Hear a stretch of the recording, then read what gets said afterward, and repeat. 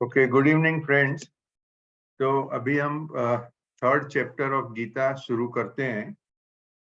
मैंने एक नोट में लिखा था कि ब्राह्मण वो इतनी विशाल कंसेप्ट है कि उसको कोई संपूर्णतः डिस्क्राइब कर ही नहीं सकता है। अभी वो ब्राह्मण या ब्रह्म विद्या का गीता में डिस्क्रिप्शन है, अपने को सिखा रहा है क्या ब्रह्म विद्या है। तो बाय डेफिनेशन गीता की कंटेंट भी इतनी इतनी महान है कि कोई भी एक साधु की कमेंट्री, ऑर्डिनरी लोगों की कमेंट्री की तो मैं बात भी नहीं करता हूँ, वो भी पूरी नहीं होती है। और मैंने आज तक 7 से 8 कमेंट्री तो पढ़ ली है और हर एक कमेंट्री में कुछ नया मिलता है। तो जो कमेंट्री जब भी पढ़ते हैं तभी लगता है हाँ ये सबसे अच्छी है, मगर दूसरी कमेंट्री हाथ में लेंगे वो भी अच्छी लगती है। तो हर एक में से कुछ ना कुछ अच्छा अच्छा मिलते रहता है। तो जो बोलते हैं कि गीता तो ऐसा है कि उसका रस कभी खत्म होता ही नहीं है। मगर आज मैंने जो आज सुबह ही लिखा है तो कल लिखा है, how open are we in our mind set. कोई जवाब देंगे मुझे?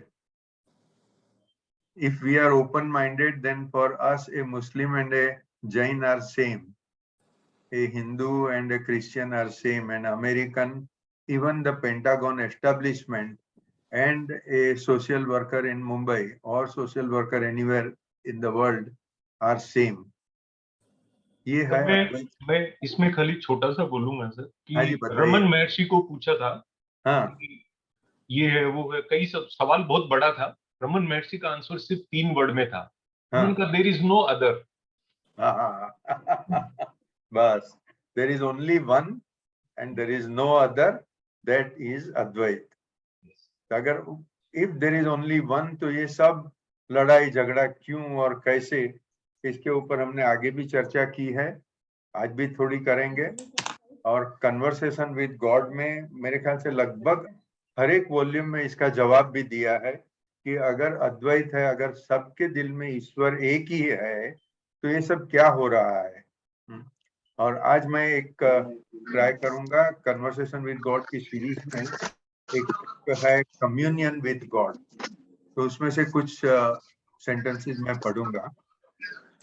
अभी गीता के ऊपर जो एक कमेंट्री है,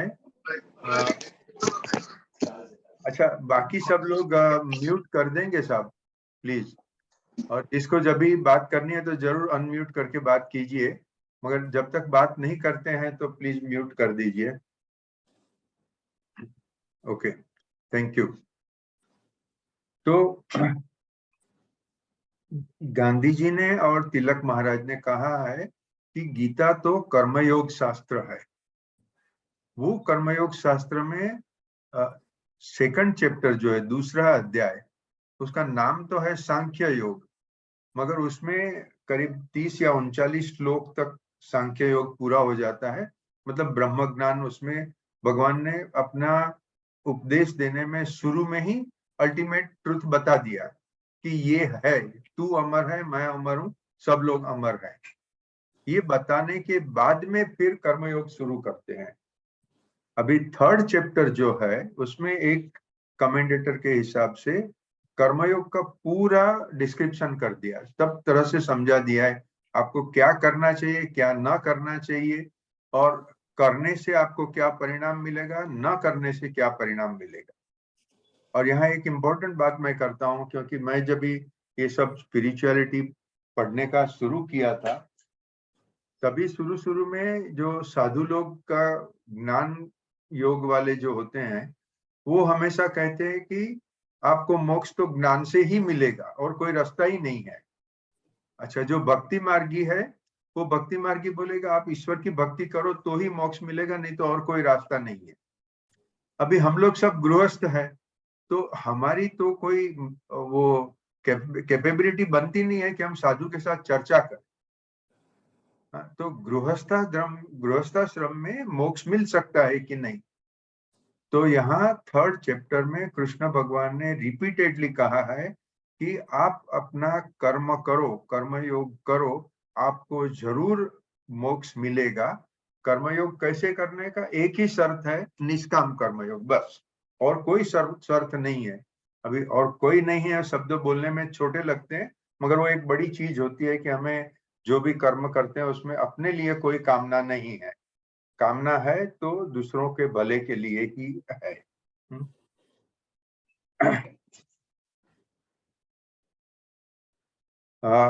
सेकंड चैप्टर में स्वधर्म और स्थित प्रज्ञा, ये दो कंसेप्ट डिस्कस किए हैं। जो अपने को लास्ट टाइम स्थित प्रज्ञा के ऊपर अशोक भाई ने बहुत कुछ अच्छा सा समझाया है।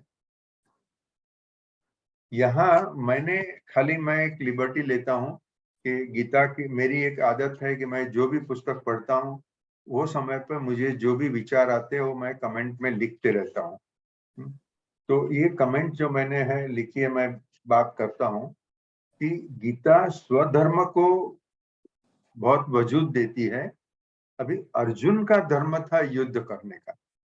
तो ये मैं एक्सप्लेन ये करना चाहता हूँ कि स्वधर्म शब्द, उसका मतलब ये नहीं कि मैं हिंदू हूँ, मुसलमान हूँ और मैं मेरे धर्म को पकड़ के रखूं, ये बिल्कुल ही नहीं है। जो इंसान की जो उम्र होवे, उसके जो संजोग होवे, उसकी जो कैपेबिलिटी होवे, वो सब कंसिडर करके वो समय पे उसकी क्या ड्यूटी है, वो ड्यूटी उसको करने की है। तो अर्जुन की ड्यूटी, अर्जुन क्षत्रिय था, वॉरियर था। वो 14 साल जंगल में रह के उसने बहुत कुछ अभ्यास किया था और अभी उसके सामने अन्याय खड़ा था। अगर वो अन्याय को नहीं लड़ता तो अन्याय तो कायम हो जाता था और सबसे बड़ा लड़वैया वही था। उसी के ऊपर युद्ध की जीतने की मुख्य जिम्मेदारी थी। तो वो अर्जुन का स्वधर्म था कि वो लड़ाई करे। जब लड़ाई आप कर रहे हो, मतलब आप जब कर्म योग कर रहे हो, तो फिर दूसरे कोई चीज कंसिडर करने की नहीं होती है। तो उसके सामने उसके गुरु द्रोणाचार्य थे, उसके ग्रैंडफादर भीष्म पितामह थे और बाकी भी सब रिश्तेदार ही थे। फिर भी उसको युद्ध करना था क्योंकि वो उसका स्वधर्म था। स्वधर्म के साथ मैं जीतूंगा या हारूंगा, ये युद्ध का परिणाम क्या होएगा, वो चिंता करने का उसका कोई कर्तव्य नहीं था। और वो चिंता करे भी तो उसका जवाब मिलने की उसकी कोई कैपेबिलिटी नहीं थी। जो 47 श्लोक में भगवान कहते हैं कर्मण एवाधिकार अस्ते, तो वो अधिकार मतलब कि उसकी कैपेबिलिटी इतनी ही थी कि वो कर्म कर सके। कर्म करने के बाद में परिणाम क्या होगा किसी को पता नहीं है, वो सिर्फ भगवान को पता है। और मैंने ये स्टोरी 2-3 बार भेजी है कन्वर्सेशन विद गॉड में, जो कहा है I want to be light, मैं एक प्रकाश बनना चाहता हूँ। I want to forgive somebody. Then the soul finds out that everybody is equal to the soul, so how can he forget anybody, I mean forgive anybody। तो सबने ये story तो पढ़ी होगी, इसके लिए मैं ज्यादा रिपीट नहीं करता हूँ। वो स्टोरी का मैसेज ये है कि हर एक आत्मा अपना कर्तव्य, ड्रामा में अपना रोल क्या है, वो खुद अपनी मर्जी से नक्की करके यहाँ आता है। वो सरकमस्टेंसेस, संजोग वगैरह वो नक्की करके ही आया है। वो संजोग में वो आता है।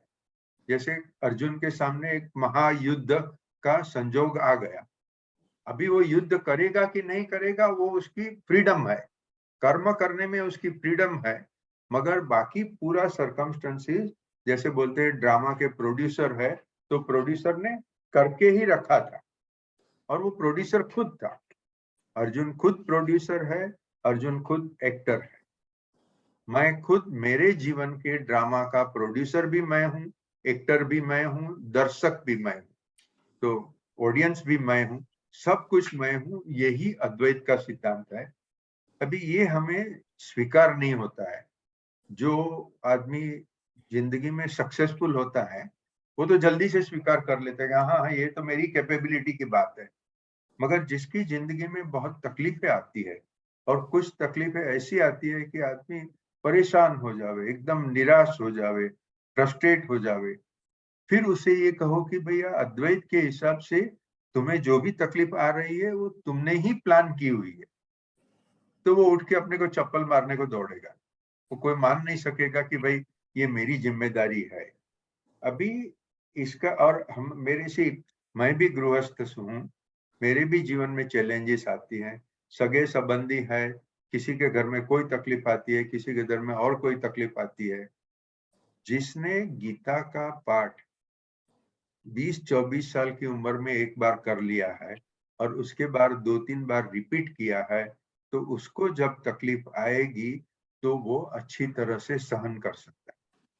जब तकलीफ आती है तो बहुत बड़े से बड़ा अभ्यासु, जब तक वो गृहस्थ है, वो तकलीफ से दूर तो नहीं होगा। मतलब समझो कि घर में कोई जवान लड़का मर गया, तो वो तो रोएगा, और न रोकने की बात भी नहीं करने की। वो समय पे जो क्राइसिस आई, उसमें जो भी फीलिंग हुई, वो फीलिंग वो एक्सप्रेस करेगा ही।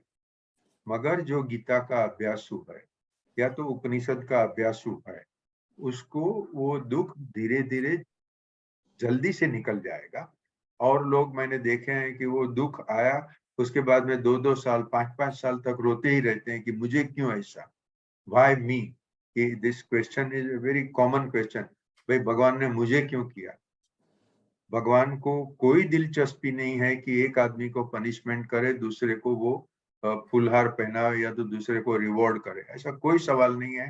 हर एक आत्मा अपनी तरफ से अपना रोल नक्की करके आता है, ओवरऑल सर्कमस्टेंसेस नक्की करके आता है। उसके बाद में वो संजोग में वो कैसी एक्टिंग करेगा, वो हकीकत में युद्ध करेगा कि वो गांडीव छोड़ के बैठ जाएगा, वो उसकी स्वतंत्रता थी। और हमारे लिए भी चैलेंजेस आती है, वो चैलेंजेस हम मीट करेंगे लाइफ में, नहीं मीट करेंगे। इसके ऊपर अगेन कन्वर्सेशन विद गॉड में बहुत अच्छा सा लिखा है, मैं वो भी समय आने पर बताऊंगा। और आज मैं, मेरा मेन एम्फोसिस है स्वामी राम सुखदास जी की कमेंट्री, उसमें से मैं पढ़ रहा हूँ, क्योंकि वो तो एक एक श्लोक जो 2 लाइन के होते हैं उसके ऊपर अच्छी सारी कमेंट्री लिखते हैं। तो यहाँ मैंने थोड़ा एक्सपांड किया है कि ये जो कंसेप्ट, जो एसेंशियली मैं कन्वर्सेशन विद गॉड से ही सीखा हूँ, कि मेरे जीवन में जो भी बनता है वो मेरा ही निश्चय था, तो मैं किसी को ब्लेम नहीं कर सकता हूँ। अच्छा, अभी ये मैं स्वीकार करने को तैयार नहीं। कोई इंसान मुझे तकलीफ दे रहा है, कोई कोई फिजूल की तकलीफ दे रहा है, और मैं परेशान हो रहा हूँ, फिर मैं बोलूं कि यही मेरे आत्मा ने नक्की किया था, तो ये मानने को जीवन तैयार, अपना जीव तैयार नहीं होता है, क्योंकि हम अपनी रिस्पॉन्सिबिलिटी लेने को तैयार नहीं है। जब हम रिस्पॉन्सिबिलिटी लेने को तैयार होंगे, उसके बाद में जीवन में चेंज होने का शुरू होगा। जब क्राइसिस आवे तभी, क्योंकि हम अपनी जिम्मेदारी मानते नहीं, तो हम बोलेंगे ये तो मेरा नसीब है, ये तो हरी इच्छा है, शायद मैंने अगले जन्मों में कुछ कर्म किए होंगे, वो कर्म का ये फल है, वगैरह वगैरह। बहुत सारी थियरीज मिलती है धर्म में, साधु लोग बहुत सारी थियरी देंगे।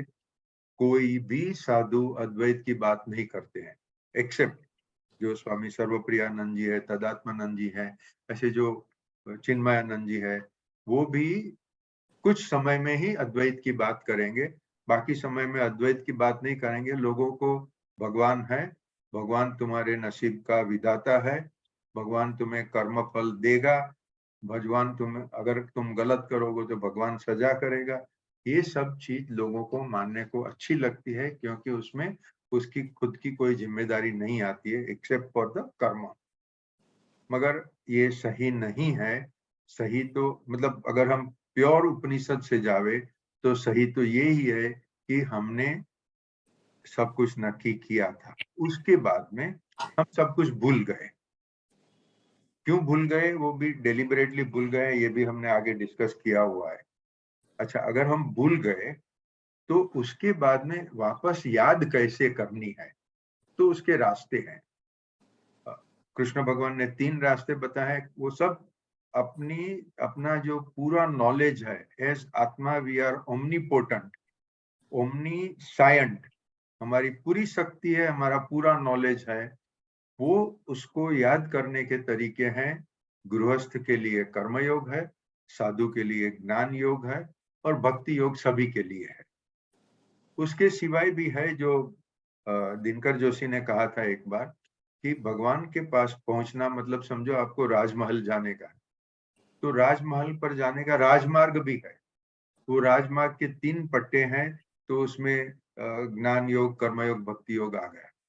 मगर किसको अगर गटर से जाने का है, वो गटर से भी जाएगा। जैसे कि रावण है, कंस है, वो दुनिया को हैरान परेशान कर दिया, इतना परेशान किया कि खुद भगवान को अवतार लेके उसको मारना पड़ा।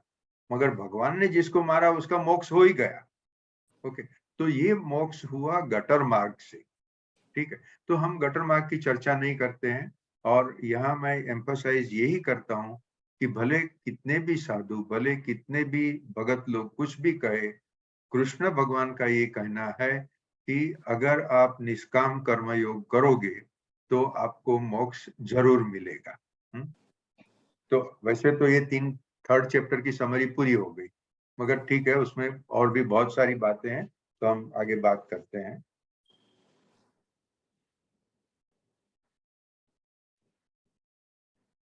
हमें जिंदगी में तकलीफें क्यों आती है? तो इसमें अपने मिस्टर गौरव दीक्षित है, चार्टर्ड अकाउंटेंट दिल्ली के, उनका भी फिलोसॉफी का अच्छा सा अभ्यास है। वो ये मीटिंग में कभी नहीं आते हैं, मगर दिन में 10 बार मुझे कुछ ना कुछ मैसेज भेजते हैं। उसमें से कुछ मैसेज बहुत अच्छे होते हैं। उन्होंने लिखा था कि obstacles in your life, sorry, difficulties in your life are not obstacles to stop you, difficulties are the road, that is the road, and it is your duty to cross over the difficulties and reach your target. अच्छा, 3rd chapter की शुरुआत में ही अर्जुन का श्लोक है, पहले ही वो कृष्ण भगवान को बोलता है। और यहाँ उनकी फ्रेंकनेस है कि 2nd चैप्टर में, पहला आधा चैप्टर में आपने कहा कि ज्ञान योग सबसे अच्छा है, उसके बाद में आपने कर्मयोग की बात कही, तो आप 2 बात करके मुझे कंफ्यूज कर देते हो। संस्कृत में मोहित मतलब मोह होना, वो मोह का अभी हम अपनी डे टू डे लैंग्वेज में मोह मतलब किसी के ऊपर अपने को आकर्षण है, इतना ही अर्थ करते हैं। मगर ओरिजिनल संस्कृत के हिसाब से मोह पामना मतलब कि गलत अंडरस्टैंडिंग करना, कंफ्यूज होना। तो अर्जुन यहाँ कहते हैं आप मुझे मोहित कर रहे हो, मुझे आप स्पष्ट बोलो भाई ये 2 में से एक अच्छा क्या है, क्योंकि मैं दोनों की कंपैरिजन नहीं कर सकता। और भगवान है, वो तो स्पष्ट उसे जवाब दे ही देते हैं। और यहाँ जो है, मेरा ये कहना है कि जो अनेकांतवाद, I am sorry, I am taking tea with me right now while talking. अनेकांतवाद में हिंदू धर्म में पूरा पचाया हुआ धर्म है, सबको पूरी फ्रीडम है, जिसकी जैसी वृत्ति ऐसा उसे करना है। तो 3rd श्लोक में भगवान कहते हैं कि जो साधु है उसके लिए ज्ञान योग है, और जो गृहस्थ है उसके लिए कर्म योग है। अब इसमें तुमको कंफ्यूजन क्या है? अर्जुन तो गृहस्थ था, तो उसके लिए ज्ञान योग ठीक है, वो एक बाजू रखना है। ज्ञान योग जवानी में करने के लिए नहीं है। इसका मतलब नहीं है कि I am 100% ruling out. In fact my experience is कि मैंने तो तीनों योग साथ में किए हैं, और वो ऐसे ही किए हैं कि मैंने जो भी सेवा की वो मेरी भगवान की तरफ प्रार्थना थी। मैं मंदिर में जाके प्रार्थना नहीं किया, मगर गरीबों के घर पे, उनकी झोपड़ी पे जाके उनकी सेवा की, वही मेरी प्रार्थना थी। तो उसमें तो भक्ति योग, कर्मयोग दोनों ही आ गए। और अब तक मैंने बहुत सारे पुस्तक पढ़ लिए, वो पुस्तकों को मैंने मेरे अनुभव के साथ में टेस्ट किया कि भाई ये पुस्तक में लिखा है वो मेरे अनुभव में आता है कि नहीं। तो इसके लिए मेरा ज्ञान योग, कर्मयोग और भक्ति योग तीनों साथ में चला है, और मुझे तो ऐसा लगता है मुझे बहुत ही बेनिफिट हुआ है। तो इसमें वेदर दिस और दैट, वो सवाल ही गलत है। तीनों करो, आपकी जैसी वृत्ति होएगी ऐसे करो, जैसे आपके संजोग होंगे वैसे करो।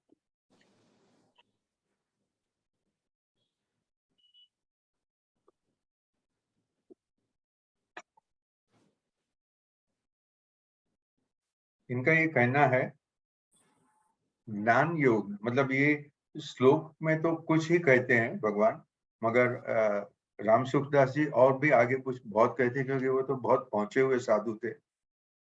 उनका जो रामायण में भगवान राम और परशुराम का जो संवाद है, तब राम भगवान ने धनुष्य तोड़ दिया, फिर जब वो अयोध्या जा रहे थे तभी परशुराम रास्ते में मिल गए और वो क्रोध करते थे राम के ऊपर। वो संवाद आप पढ़ोगे तो मजा आ जाएगा, इतना सुंदर संवाद है। ऐसा तो ओरिजिनल रामायण में भी नहीं है, तो राम सुखदास जी ने बहुत ही अच्छा लिखा हुआ। तो मतलब ये बहुत पहुंचे हुए साधु है, सब उपनिषद पढ़ा हुआ है, रामायण महाभारत और भी जैन बौद्धिस्ट धर्म का भी उन्होंने अभ्यास किया हुआ है। वो क्लियरली दिखता है इसमें से, क्योंकि उनकी कमेंट्स बहुत सारी आती है। इनका कहना है भक्त जो है, भक्त अपनी तरफ से कुछ नहीं करता है, वो मान लेता है कि मेरी शक्ति कुछ भी नहीं है, मैं ईश्वर की भक्ति करता हूँ, ईश्वर जो नक्की करेंगे वो मुझे मिलेगा। तो वो कंप्लीटली डिपेंडेंट अपॉन गॉड। जबकि कर्मयोगी है, वो कर्मयोगी ऐसे मानता है कि मैं कुछ कर्म कर रहा हूं और मैं उसमें तकलीफें आती है, वो सहन करता है, पूरी मेहनत लगा के करता है। तो उसमें उसकी खुद की कर्म, ये बहुत इंपॉर्टेंट है। और कर्म की क्वालिटी, मतलब निष्काम कर्म, ये भी बहुत इंपॉर्टेंट है। इसी तरह से जो ज्ञान योगी है, वो साधना करता है, मेडिटेशन करता है, अभ्यास करता है, सत्संग करता है, तो उसमें भी वो साधक का रोल है। सो कर्मयोग और ज्ञान योग में साधक का रोल है, भक्ति योग में ईश्वर ही सब कुछ नक्की करके दे देते हैं।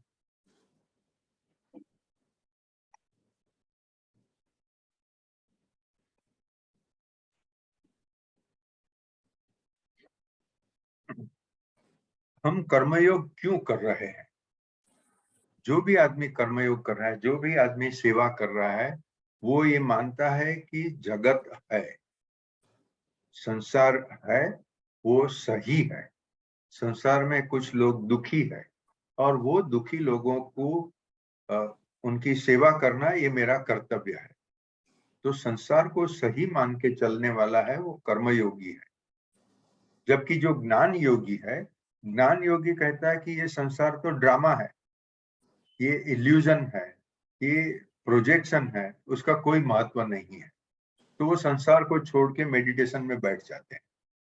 एग्जैक्टली दो एकदम विरोधाभासी मान्यता, वो दोनों मान्यता पर आप अपना काम करो, फुल फोर्स से काम करो, अंत में आपको मोक्ष मिल जाएगा। ये इतनी सुंदर बात है कि हम अपनी जो नॉर्मली जो हम समझो चार्टर्ड अकाउंटेंट के हिसाब से दलील करेंगे, कोई वकील के हिसाब से दलील करेंगे, तो ये अपने लिए ये शक्य ही नहीं लगता है कि दो अपोजिट चीज का रिजल्ट एक कैसे हो सकता है। मगर भगवान यहाँ स्पष्ट कहते हैं, तुम तुम्हारी वृत्ति के अनुसार कर्म करो या ज्ञान करो या भक्ति करो, मैं बैठा हूं, तुम्हें मोक्ष जरूर मिलेगा।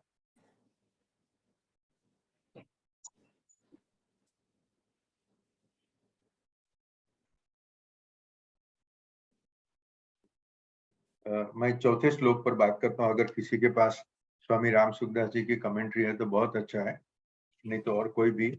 और ये चौथा श्लोक मेरे पास जो है बुक, उसमें 150 एंड 151 पेज पर है।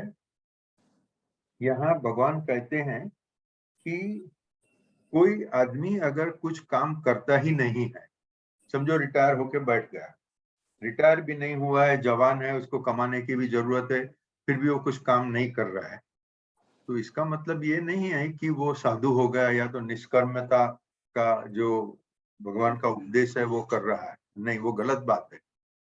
कर्म करना या न करना एक बात है, मगर कर्म कैसे करने का, उसके पीछे आपकी भावना क्या है, वो महत्व की बात है। और रिपीटेडली कहते हैं पूरे में, पूरा ये चैप्टर में, कि तुम्हें कर्म करना है पूरे संसार की सेवा करने के लिए, संसार के लाभ के लिए। तुम अपने लिए जो भी करते हो, समझो कमाने का काम किया, खाना पीने का काम किया, जो भी काम किया, वो काम तुम्हारा कर्म है। जब तुम दूसरों की सेवा करने के लिए कुछ भी करते हो तो वो कर्मयोग हो गया। अभी सेवा करने में कुछ आप लोगों ने, सबने हमने देखा होगा, कोई कोई लोग जो सेवा तो करते हैं मगर उसके साथ में उनको प्रसिद्धि का बहुत बड़ा शौक होता है और वो प्रसिद्धि के पीछे भागते हैं, कितना उनका पब्लिसिटी मिला वो भागते हैं। तो फिर वो कर्मयोग कर्म हो गया, उसमें से योग शब्द निकल गया। उसे प्रतिष्ठा चाहिए ना, तो ठीक है तुम्हें मिल जाएगी प्रतिष्ठा, मगर फिर मोक्ष नहीं मिलेगा। मोक्ष चाहो तो संसार की किसी चीज की कामना मत करो। कर्मयोग जब करो तो सिर्फ सेवा के लिए करो, सिर्फ ये मान के करो कोई दुखी है उसका दुख तुम हरने का प्रयत्न कर रहे हो। आखिर क्या होगा वो तो ईश्वर नक्की करेगा और उसके खुद के कर्म नक्की करेंगे, मगर तुम फक्त अपना प्रयत्न कर रहे हो। तो यहाँ जो हमने अपना पीएससी में बार बार कहा है, स्वामी राम सुखदास जी लिखते हैं, श्रीमद् भगवत गीता मनुष्य को व्यवहार में रह के परमार्थ की सिद्धि कैसे लेने की वो कला सिखाते हैं। हम जो अपने यहाँ शब्द यूज करते हैं कि आप निश्चय को समझो और व्यवहार में रहो, मतलब यहाँ से उल्टे शब्द कहें कि भाई आप व्यवहार में रहते हो मगर व्यवहार में रह के आपको परमार्थ की सिद्धि करनी है।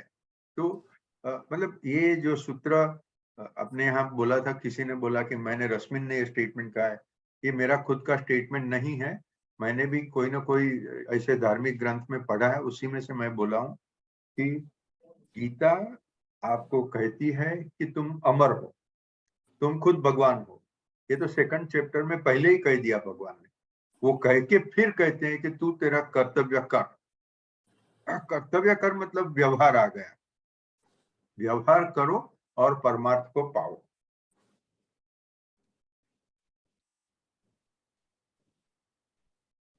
अभी गांधी जी ने जो गीता के ऊपर कमेंट्री लिखी है उसका नाम ही उन्होंने दिया है अनासक्ति योग।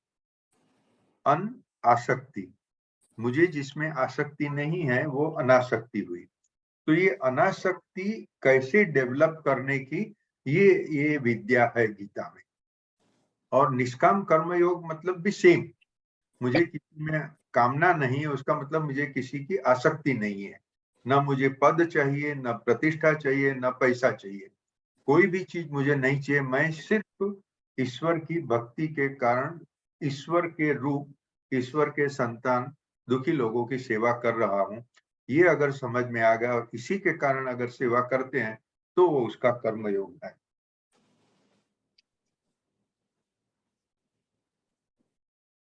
भगवान फिर बताते हैं कि कुछ लोग जो बोलते हैं कि मैं कर्म नहीं करूंगा, और कुछ साधु लोग भी सलाह देते हैं कि कर्म मत करो, मगर भगवान कहते हैं कि तुम्हारे मन, वचन और शरीर तीनों से कर्म होते हैं।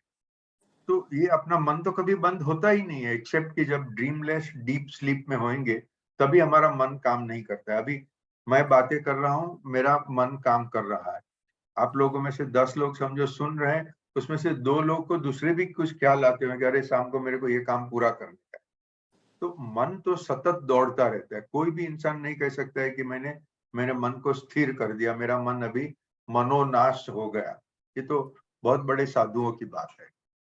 तो मतलब मन हमेशा चलते रहता है, हमारी वाणी का भी उपयोग करते रहते हैं और शरीर का भी उपयोग करते रहते हैं। तो वो तीनों में कर्म तो है ही, और कर्म करने से बंधन हो सकते हैं अगर वो गलत कर्म है, अगर वो स्वार्थ के कर्म है। तो कर्म तो करना ही है, तो फिर निस्वार्थ कर्म करो, निस्वार्थ कर्म करो तो वो आपको मोक्ष की तरफ लेके जाता है। अभी मैं यहाँ जो मैंने आज लिखा भी था कमेंट कि do we have an open mind, so I am going to express a difference of opinion from भगवान्स मैसेज। कन्वर्सेशन विद गॉड, उसमें क्या कहते हैं, उसमें भी नील डोनाल्ड वॉल्स तो यही कहता है कि उसे भगवान के साथ बातचीत की और जो भी बातचीत की वो उसने पुस्तक में लिख के पब्लिश कर दी है। और वो स्पष्ट बोलता है कि इसमें मेरी कोई क्रेडिट नहीं है, मेरा कोई विचार नहीं है, मैंने सवाल पूछा, भगवान ने जवाब दिया, मैंने आपके सामने पुस्तक के रूप में रख दिया। तो ईश्वर कहते हैं कि तुम गृहस्थ हो, तो गृहस्थ को पद प्रतिष्ठा वैभव चाहिए, ले और एंजॉय करो। ऐसा नहीं कि मैं सब छोड़ के भागूंगा, वो छोड़ के भागने की बात साधु के लिए है, मगर ऑनेस्टी से काम करके, प्रेम से काम करके जो मिले उसका उपभोग करो। समझो, आजिम प्रेम जी का उदाहरण लोग बहुत देते हैं। हाँ, he is probably one of the richest man in India, ठीक, मगर वो गलत काम नहीं करता है। वो सही काम से अपनी विद्या का उपयोग करके सॉफ्टवेयर डेवलप करते हैं, सॉफ्टवेयर की अनेक सर्विसेज देते हैं, and he has become very rich. अच्छा, तो पैसा आया तो फेंक देने का क्या? नहीं, वो अपना धंधा बराबर बहुत बखूबी काबिलियत से करता है, और जितना भी पैसा मिलता है उसमें से I think he has declare के उसमें से उसकी वेल्थ के 95% वो अपना फाउंडेशन में डोनेट कर रहा है। तो ये भी बहुत बड़ा काम है, और वो चुपचाप कर रहा है, ना कोई पब्लिसिटी कर रहा है, उसका कभी स्टेटमेंट नहीं आता है, उसका कभी लेक्चर नहीं आता है। तो ये भी मेरे हिसाब से कर्मयोग है। अगर हम चार्टर्ड अकाउंटेंट है या तो कोई बिजनेसमैन है, कोई सर्विस कर रहे हैं, अपना अपना काम बराबर करो, कमाओ भी। क्यों नहीं कमाने का? पैसा मेरा दुश्मन नहीं है, ये CWG में खास कहा है। अपने हिंदू धर्म में, इवन जैन धर्म में बोलते हैं अपरिग्रह, या तो पैसो एज पाप छे, ये सब गलत बात है। ईश्वर कहते हैं तुम्हारे दिमाग में जो भावना होगी उसका संसार में रिफ्लेक्शन होता है। अगर तुम कहोगे मुझे पैसा नहीं चाहिए नहीं चाहिए, तो क्वाइट लाइकली तुमको पैसा नहीं मिलेगा। ऐसी गलत बातें मत करो, गृहस्थ हो, पैसा भी कमाओ, प्रतिष्ठा भी कमाओ, और समाज में पोजीशन भी पाओ। सब ऑनेस्टी से करो, सब प्रेम से करो, और उसमें भी जितना हो सकेगा सामने वाले का भला चाहो। जैसे अशोक भाई अपने क्लाइंट को सलाह दे रहे हैं, तो उनके दिमाग में ये नहीं है कि ये क्लाइंट से मैं कितनी ज्यादा से ज्यादा फीस खींच लूं। नहीं, ये क्लाइंट को मेरी सलाह चाहिए, मैं उससे अच्छी से अच्छी सलाह दूंगा। सलाह दे के मुझे जो फीस मिलेगी मैं जरूर लूंगा। मेरे हिसाब से यही गृहस्थाश्रम है। गृहस्थाश्रम में सब कुछ छोड़ के, क्योंकि राम सुखदास जी साधु है, उन्होंने संसार को छोड़ दिया, तो उनकी कमेंट्री जब हम पढ़ते हैं तो वो कमेंट्री में ऐसे ही लगता है पूरा संसार को छोड़ दो, तुम्हें कुछ भी नहीं चाहिए, तुम्हारा खाने पीने का भगवान इंतजाम कर लेगा। ये I express my difference of opinion here. Ashok भाई, मयूर भाई, और anybody would like to make a comment here? भाई मैं जितना समझता हूँ, कमेंट्री मैंने नहीं पढ़ी है, हाँ, लेकिन भगवत गीता में मेरे हिसाब से कहीं पर भी ऐसा नहीं लिखा है कि आप ये सब छोड़ दो, कहीं पर भी नहीं लिखा है। Because you have to do your work, और जैसे आपने कहा कि वो जो पैसा मिलेगा that has always a byproduct. Correct, correct. वो आप जो करोगे उसके पैसा आना होगा तो वो तो आने वाला ही है। तो बाकी हम ये करेंगे कि इस ये काम मैं इस पैसे के लिए करूंगा, तो नहीं, फिर वो बंधन है। बिकॉज वो जैसे हम हमेशा करते हैं ना, तो मैं अगर कर्ता बनूंगा तो भोक्ता भी बनूंगा। हाँ, प्रॉब्लम वो है, मतलब वो कर्ता भोक्ता हमने पहले भी बात की है, तो वो हाँ जी, एग्जाम्पल के पॉइंट ऑफ व्यू से कि मैं कर्ता जब बनता हूं तो भोक्ता बन कैसे, सिंपल एग्जाम्पल से हम समझने की कोशिश करें कि मैं किसी सेल्फिश पॉइंट के वजह से मैं अपने पड़ोसी के साथ झगड़ा करता हूँ, हाँ, उससे कुछ भी होता है तो मैं करता हो गया, क्योंकि मैं अपने सेल्फिश उससे कर रहा हूँ। बराबर। उसका रिजल्ट क्या होगा, मैं भोक्ता भी बनूंगा, पुलिस आएगी मुझे पकड़ के ले जाएगी। एज ए सिंपल एग्जाम्पल के पॉइंट ऑफ व्यू समझ में। हाँ, हाँ, हाँ, सेम अगर सोल्जर वॉर फ्रंट पे लड़ाई कर रहा है हाँ, और दुश्मन को मार भी रहा है, हाँ, तो he is doing as a part of his duty. तो वहां वो करता है ही नहीं, तो जो सामने वाला मर जाता है तो उसका वो भोक्ता भी नहीं बनेगा। करेक्ट, तो एब्सोल्युटली मेरे राइट। हिसाब से वो भगवत गीता कहीं नहीं बोलती कि अब आपके पास वो, मैं मतलब जहाँ एक कहा जाता है कि हाँ, Bhagavad Gita does not say to give your possessions, hmm, it says give up your possessiveness. Correct, उसके ऊपर आसक्ति छोड़ दो। बराबर है, एकदम बात। सो ये जो आपने अशोक जी एकदम परफेक्ट बात की है, क्योंकि जब हम साधु की कमेंट्री पढ़ेंगे तो ये चीज के ऊपर उनका ज्यादा जोर रहता है। जब गांधी जी और तिलक महाराज दोनों गृहस्थ थे, तो उनकी कमेंट्री में ये नहीं कहते कि तू सब गृहस्थाश्रम छोड़ दे। तो बराबर है, एकदम बराबर है। So, हाँ, मयूर भाई। I fully agree. One need not, give up world in order to get a मोक्ष. मोक्ष के लिए दुनिया छोड़ना जरूरी नहीं है. हाँ Actually, to prove this point, हाँ Babaji gave Kriya Yoga to Lahiri Mahasaya. अच्छा Lahiri Mahasaya was a grahastha. અને બાબાજીએ ક્રિયા યોગના જે 8 સ્ટેપ્સ આપ્યા છે, if anybody follows religiously, that person get a moksha. એટલે એના માટે છે. That's a one part of it.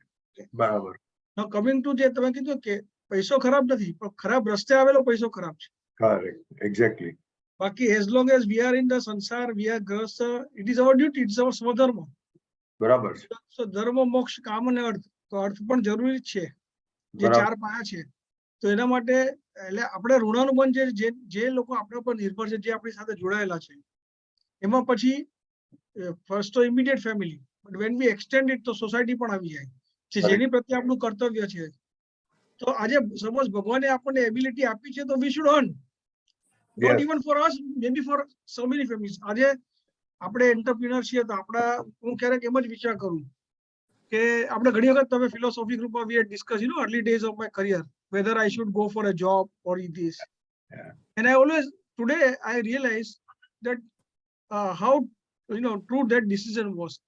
કે આજે આપણા હિસાબે એટલીસ્ટ 10 જણાના ઘર ચાલે છે. Correct, correct. એટલીસ્ટ 10 જણાને ત્યાં ચૂલો જાય. તો that is what, you know, I consider, and it is my duty કે ભાઈ કોઈના ઘરે કઈ તકલીફ હોય કે કોઈ પણ માંદું સાચું હોય, so immediate family members, and for that also we should earn in the right way. બરાબર છે. So I consider this as સ્વધર્મ. And another just last point is that હાજી. કે ઈશ્વરે આટલું સુંદર સંસાર બનાવ્યો છે, તો it is for us to enjoy it, but as a તમે જે કીધું અનાસક્તિ તરીકે ભલે તમે એન્જોય કરો. મને તો ખબર છે, I remember for others, you know, કે Rashwinbhai, when I used to, you know, study at his office, he would always take us to the best of the restaurants, best of the food he would in those days I remember, which I could never even dream of, you know, going Mexican tacos. પહેલી વખત Rashwinbhai ખવડાવ્યો છે. So he always believed, you know, ભલે simple living, but best of the, you know, facilities. એટલે આ જે ઐશ્વર્ય છે ને દુનિયાનું, એ આપણે માણવાનું છે. બરાબર છે, બરાબર. પણ અનાસક્ત રહીને. અનાસક્ત રહીને અને સીધી રીતે મળ્યું છે, તો પછી કરો. હા, એટલે અનાસક્તિ ઇન ધેટ સેન્સ કે માણો છો પણ તમને ખબર ટ્રસ્ટીશિપ. Just one point, Amar Rashid bhai, just one point. Mayur bhai, when he was saying ke jo reference diya ke sab chhod nahi de, we don't have to leave anything. Correct. In fact, we are studying Bhagavad Gita. हम भगवत गीता के background में ही चलते हैं. पहले अध्याय में Arjun is telling कि सब छोड़ के बाहर चलते हैं. बराबर. सेकंड चैप्टर में 11th और 12th वर्स में, because when Swami Tejomayanand ji or even Abhayanand ji explains this, he says that Krishna is scolding Arjuna when they chant that verse कि वो डांटते कि क्या फालतू की बात करते हैं कि छोड़ के चलते हैं, जो तेरा काम है इधर संसार में वो करो. एकदम बराबर. Yes, absolutely, I agree. Yes Mayur भाई, ये जो आपने बात की ना कि हम प्रैक्टिस में हैं और हमारी वजह से 8 घर चलते हैं, you will not believe, one day we were sitting with informal सत्संग with Swami Tejomanand ji, and he asked me this question, तुम्हारे वहाँ कितने जनों का स्टाफ है? तो मैंने कहा स्वामी जी मेरे वहाँ 8 जनों का स्टाफ है. तो बोले एटलीस्ट इतने जनों को तो रोजगार मिलता है ना. मैंने कहा स्वामी जी मिलता है. करेक्ट, करेक्ट, बराबर है. तो अपने को, मैं तो ये कहता हूँ कि वो कंजूस की तरह भी नहीं जीने का है. हम कंफर्टेबल जीवन जीते हैं, लग्जरियस जीवन नहीं जीते हैं.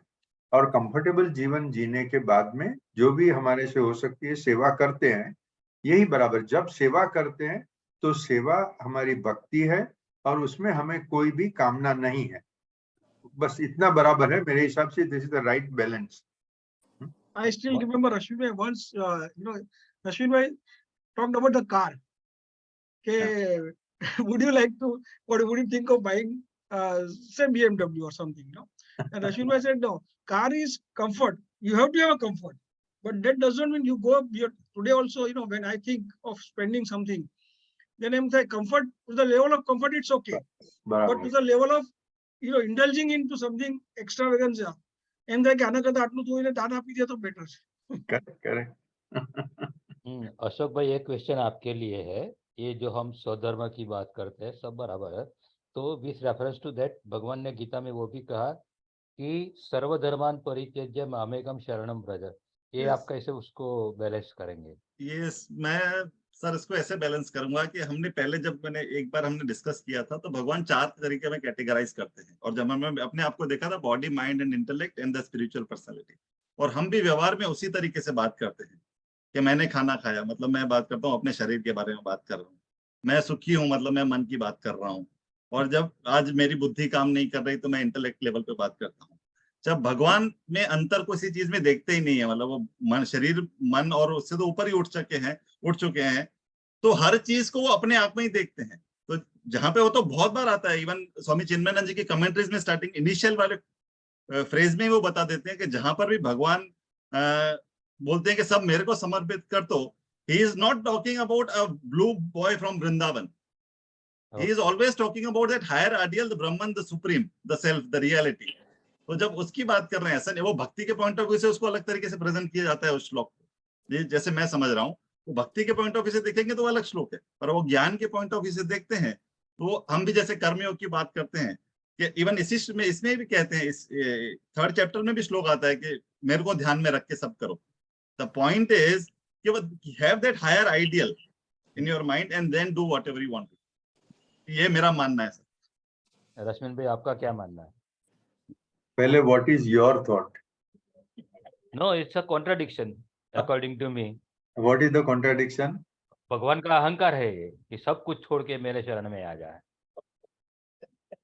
अभी मतलब कि ड्युअलिटी आ गई ना यहाँ मैं और सर, भगवान। ऐसा एक क्वेश्चन करूं सर? हाँ हाँ जी। प्लीज। जब हम एक आपस में वार्तालाप करते हैं कि समझो हमारे साथ कोई काम कर रहा है, वो ठीक नहीं है, हम उससे फोन पे बात कर रहे हैं, उसकी फैमिली में कुछ प्रॉब्लम है, कुछ भी है, हम उसको फोन पे बात करके बोलते हैं चिंता मत कर मैं तेरे साथ हूँ। यस। हम उस वक्त साथ में होते हैं उसके? नहीं होते हैं, फिजिकली नहीं होते हैं। नहीं होते हैं, हम उसके साथ नहीं होते हैं, लेकिन हम तो भी कहते हैं मैं तेरे साथ हूँ। करेक्ट, ब्यूटीफुल आंसर अशोक भाई। I will elaborate. ऐसा है कि मैंने मेरी जो सेवा क्षेत्र में बहुत समय ऐसी सिचुएशन देखी है कि कोई आदमी फ्रस्ट्रेट हो गया है, एकदम निराश हो गया है, और वो अभी सोचता है कि यार मेरी जिंदगी का मैं अंत ला देता हूँ, अभी इसमें आगे कुछ नहीं हो सकता है। तभी मैंने बोला तू डर मत यार, मैं तेरे साथ हूँ, तो जो भी जरूरत पड़ेगी मुझे बोल, मैं तेरे साथ हूँ। अभी ये स्टेटमेंट करने से वो इंसान में इतनी हिम्मत आ गई, वो उठ के खड़ा हुआ, अपनी लड़ाई अपन लड़ा, मैंने एक पैसा भी खर्च नहीं किया, मैंने खाली उसको हिम्मत दी और वो आदमी आगे बढ़ गया। और ऐसे अनुभव मैंने मेरी नजर के सामने देखे, और इसमें मैं जरा भी एग्जैजरेशन नहीं कर रहा हूँ। एक आदमी complete failure like a vegetable हो जाता था, मैं उसको कहा अरे यार मैं तेरे साथ में हूँ, वो खड़ा हो गया, तंदुरुस्त हो गया, आगे चल लगा। Here Dinkar, see for every philosophical in fact it applies to everything, but more so for philosophical concepts, you can look at it as from different ways. Okay, now say I and Ashok bhai, we are talking from bhakti point of view, कर्म योग, भक्ति योग, ज्ञान योग सब साथ में मिला के बात कर रहे हैं। तो ईश्वर को मैं मेरे से सुप्रीम मान के ही चलता हूँ। यहाँ ईश्वर के साथ मेरा अहंकार की तो सवाल ही नहीं है, कंपैरिजन का सवाल ही नहीं है। ईश्वर ईश्वर है, मैं इंसान हूँ। जब मुझे तकलीफ आती है तो मैं साष्टांग दंडवत प्रणाम करता हूँ, भगवान तू मेरे को रास्ता बता। और भगवान ने मेरी उंगली पकड़ के मुझे सही रास्ते पे लेके गए। मेरे इतने सारे अनुभव है कि मैं बहुत खुश हूँ रियली, क्योंकि ये मेरे अनुभव है कि जहाँ अगर मैं चलता, समझो लेफ्ट में चलता, मैं खड्डे में गिरता, भगवान मेरा हाथ पकड़ के मुझे राइट में लेके गए और मेरा काम हो गया। तो ईश्वर के शरण में जाना, उसमें किसी को कुछ तकलीफ होती है तो वो किसी के दिमाग की तकलीफ है, वो तकलीफ निकाल देनी है।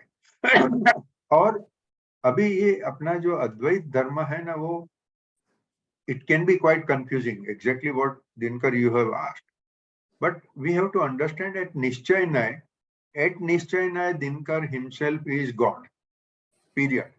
Okay, so when Dinkar is going to the sharan of Bhagwan, he is going to himself. अभी आपको क्या तकलीफ है बताओ? अभी व्यवहार में ये है कि हम मान लेते हैं कि नहीं, मैं तो इंसान हूं, ईश्वर कोई अलग है। अद्वैत कहता है कोई अलग है ही नहीं, पूरा मल्टीपल जितने भी यूनिवर्सेस हैं सब एक ही चैतन्य है। There is no division, there is no separateness, there is just one चैतन्य।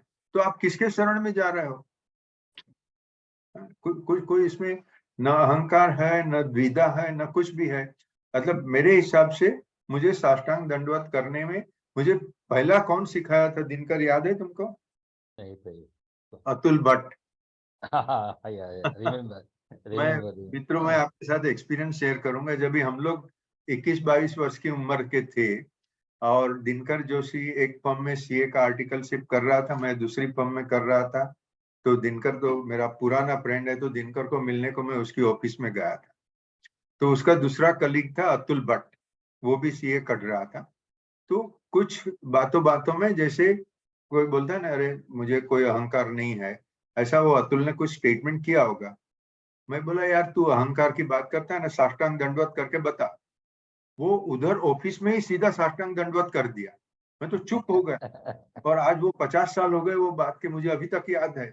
उसको कोई झिझक नहीं थी, फटाक से। और नीचे जाजम थी, उसके ऊपर 100 लोग चले होंगे, उसके कपड़े खराब हुए, कोई सोचा ही नहीं। 1 सेकंड में उसने साष्टांग दंडवत कर दिया। तो मतलब अहंकार से ही संसार होता है। ये मैंने आगे भी कहा, मैं एकदम ब्रीफली कहूंगा कि चैतन्य का अनंत सागर है, हम सब सागर ही है। कोई बिंदु कहीं सागर से अलग हुआ ही नहीं। मगर जब एक बिंदु ने सोचा मैं हूं, तो ये जो मैं शब्द आया वहां अहंकार आया। अच्छा, ये फिलोसॉफी की लैंग्वेज में खराब नहीं है। खाली you are thinking of yourself to be separate from the almighty और एवरीथिंग, ब्रह्म चैतन्य सब से आप अपने को अलग माना। बस वहां मानने से जो शुरुआत हुई, वे उसके पीछे पीछे जब वो अहंकार, निर्दोष अहंकार जब खराब अहंकार में बदली हो जाता है, तब वो जीव की परेशानियां बढ़ती जाती है। वो अहंकार को छोड़ देना। और मैंने कहीं पढ़ा था, आपको खाली इतना ही अहंकार रहे कि मैं भक्त हूं और ईश्वर भक्ति के पात्र है। मेरी और ईश्वर में इतना ही फर्क है कि मैं भक्त हूं, वो ईश्वर है, बस। बाकी मेरा कोई अहंकार नहीं है। तो मेरे ख्याल से कोई कंट्रोवर्सी नहीं रहेगी। जस्ट एक सर स्मॉल बात बस कि सर आप इस बार बताइए कि इसमें भगवत गीता में और भी बहुत सारे श्लोक आते हैं, अगर जहां पे भी भगवान मैं की बात करते हैं, अगर आप उसको कृष्ण से सब्स्टिट्यूट करेंगे ना तो उसके लॉजिक ही नहीं बैठेगा। मैं बताता हूँ, जैसे वहां बोलते हैं कि मैं जल में रस हूँ, सूर्य में तेज हूँ, तो वहां पे वो मैं कौन हूँ? वहां वो कृष्ण तो नहीं है, क्योंकि वो बैठेगा ही नहीं। लेकिन अब इसी तरीके से देखेंगे हम वो किस लेवल पे बात कर रहे हैं, ये जो मेरा मानना है, तो तभी उसका सही अर्थ निकलेगा। और जब भक्ति के योग में होंगे तो जो आपने श्लोक बताया 66वां 18वें, बहुत सबसे फेमस श्लोक है भगवत गीता का, तो भक्ति के योग से देखेंगे तो आप उसको कृष्ण के फॉर्म में देखेंगे, पर जब ज्ञान के पॉइंट ऑफ व्यू से देखेंगे तो वो सुप्रीम सेल्फ के पॉइंट ऑफ व्यू से देखेंगे। मैं एक कशोक भाई, I fully agree with you. What I am saying is के अद्वैत समझना बहुत मुश्किल है, समझ लिया तो स्वीकार करना उससे भी ज्यादा मुश्किल है। तो अगर कृष्ण भगवान ने कहा होता वो आकाश से चैतन्य बोल रहा है, तो लोगों को कोई गीता पढ़ते ही नहीं होते। ये तो वो समझना मुश्किल है और समझाना उससे ब्रह्म चैतन्य एक इंसान का रूप लेके आपके सामने खड़ा है और फिर वो बात कर रहा है, ये वार्ता है। चैतन्य को कोई रूप लेने की जरूरत नहीं है, मगर वो चैतन्य अगर अदृश्य रह के आपको संदेशा देते रहे तो सामान्य इंसान क्या, बहुत बड़े लोग भी समझ नहीं पाएंगे। इसके लिए ये बात है, जहां जहां कृष्ण भगवान शब्द है वहां ब्रह्म चैतन्य शब्द रख दो, तो फिर कोई तकलीफ नहीं रहेगी। और वो हर रिलीजन में एप्लीकेबल हो जाएगा। हाँ, हर रिलीजन में एप्लीकेबल हो जाएगा। Yes, exactly. जैसे हम कह सकते हैं कि फिजिक्स हिंदू के लिए नहीं है, केमिस्ट्री हिंदू के लिए नहीं है, वो सबके लिए एप्लीकेबल है। इसी तरीके से अगर उसको कृष्ण के पॉइंट ऑफ व्यू से देखेंगे तो लगेगा हिंदू के लिए, लेकिन उसको आप ब्रह्म चेतना से सब्स्टिट्यूट कर देंगे तो वो तो सबके लिए है। એકદમ બરાબર है। Thank you sir. હા, હવે આગળ વધીએ Dinkar. Yes yes yes. Okay,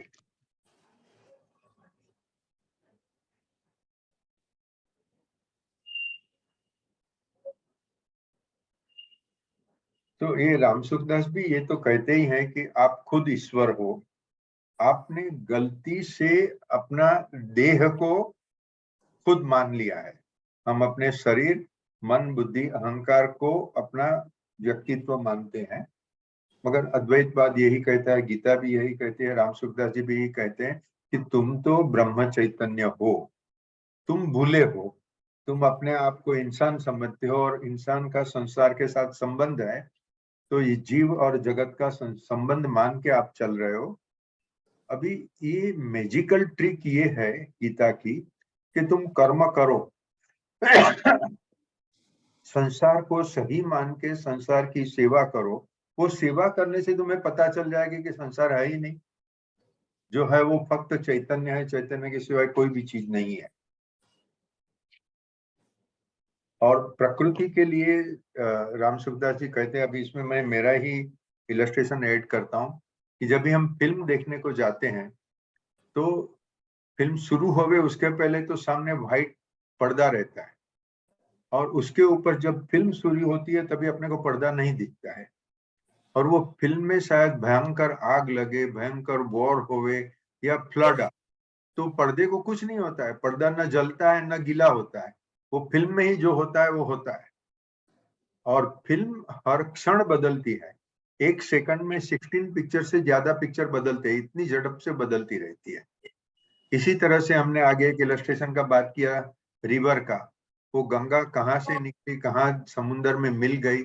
हम जिसको गंगा बोलते हैं वो तो हर सेकंड बदलती जाती है। हम कहीं भी खड़े हैं, गोमुख के पास खड़े हैं या तो कलकत्ता में खड़े हैं, वो नदी तो कंटिन्यूअस बदलती जाती है, फिर भी वो बदलते स्वरूप को हम गंगा कहते हैं। इसी तरह से हमारा शरीर में there are 30 trillion cells which constitute our body, and there are 33 trillion bacteria which help our body.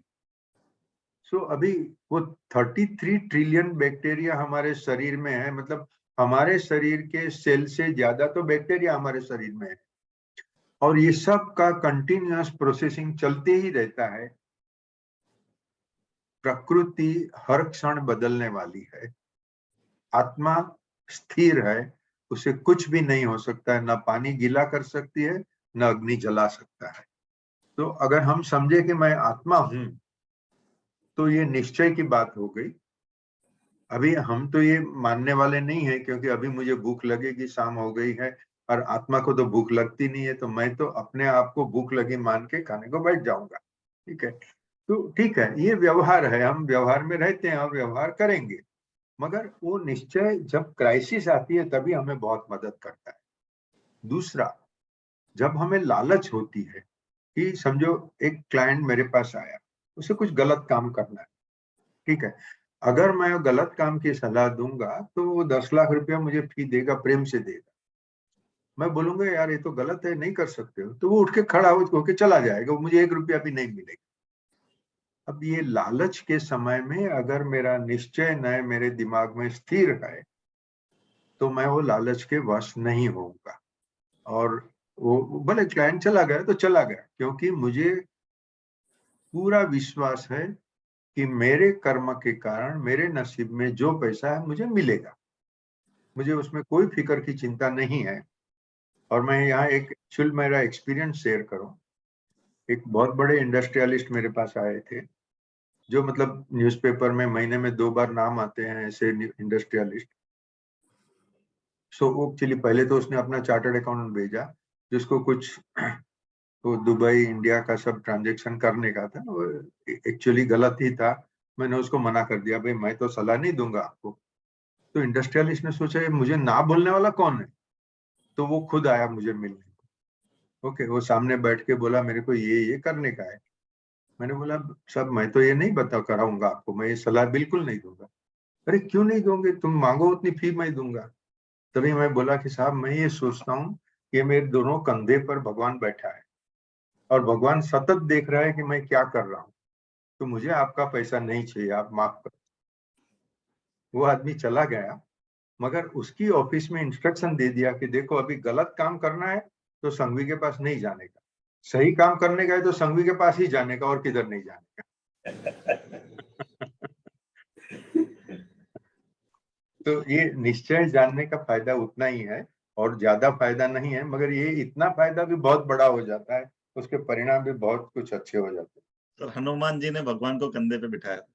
हैं। हाँ।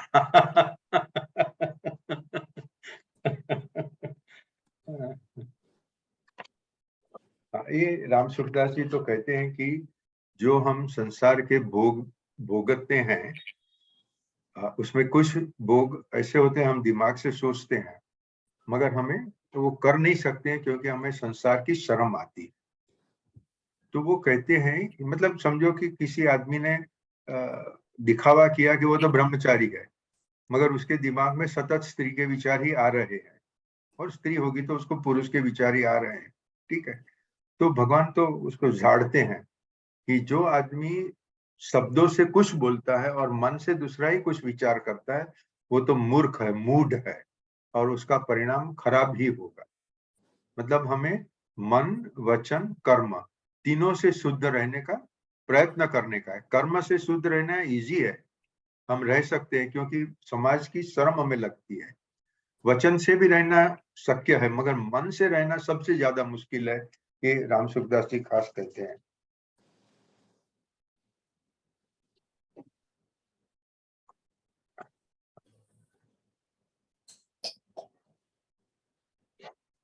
यहाँ जो श्लोक है, कितना बजा, 6:30 बजे, 7वां श्लोक है।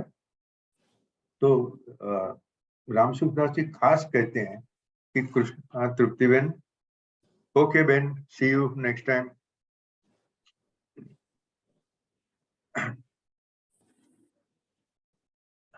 तृप्ति ben, you want to Yeah. say something? No, I wanted to leave, but I didn't want to disturb you, so I sent the message. It's okay, okay, I understand. Thank you. Okay. See you. तो जो आगे भी मैंने एक शुरुआत में बात कही थी कि कर्मयोग ज्यादा अच्छा है कि ज्ञान योग ज्यादा अच्छा है, तो ये 7वें श्लोक की कमेंट्री में राम सुखदास जी कहते हैं कि कृष्ण भगवान भार दे के फिर से कहते हैं कि गृहस्थ के लिए कर्मयोग ही श्रेष्ठ है। उसे कोई चिंता नहीं करने, भले साधु लोग कुछ भी कहे कि ज्ञान के बिना मोक्ष नहीं मिलता है, उसकी परवाह मत करो। भगवान कह रहे हैं तू कर्मयोग कर, तुझे मोक्ष मिलेगा।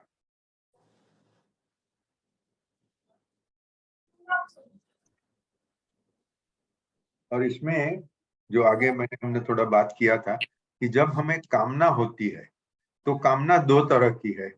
समझो मैं सेवा करता हूँ, मुझे ऐसा है कि मैं इससे मेरा पुण्य लाभ होगा, पुण्य लाभ होगा तो मुझे ज्यादा सुख संपत्ति मिलेगी या तो मुझे प्रसिद्धि मिलेगी।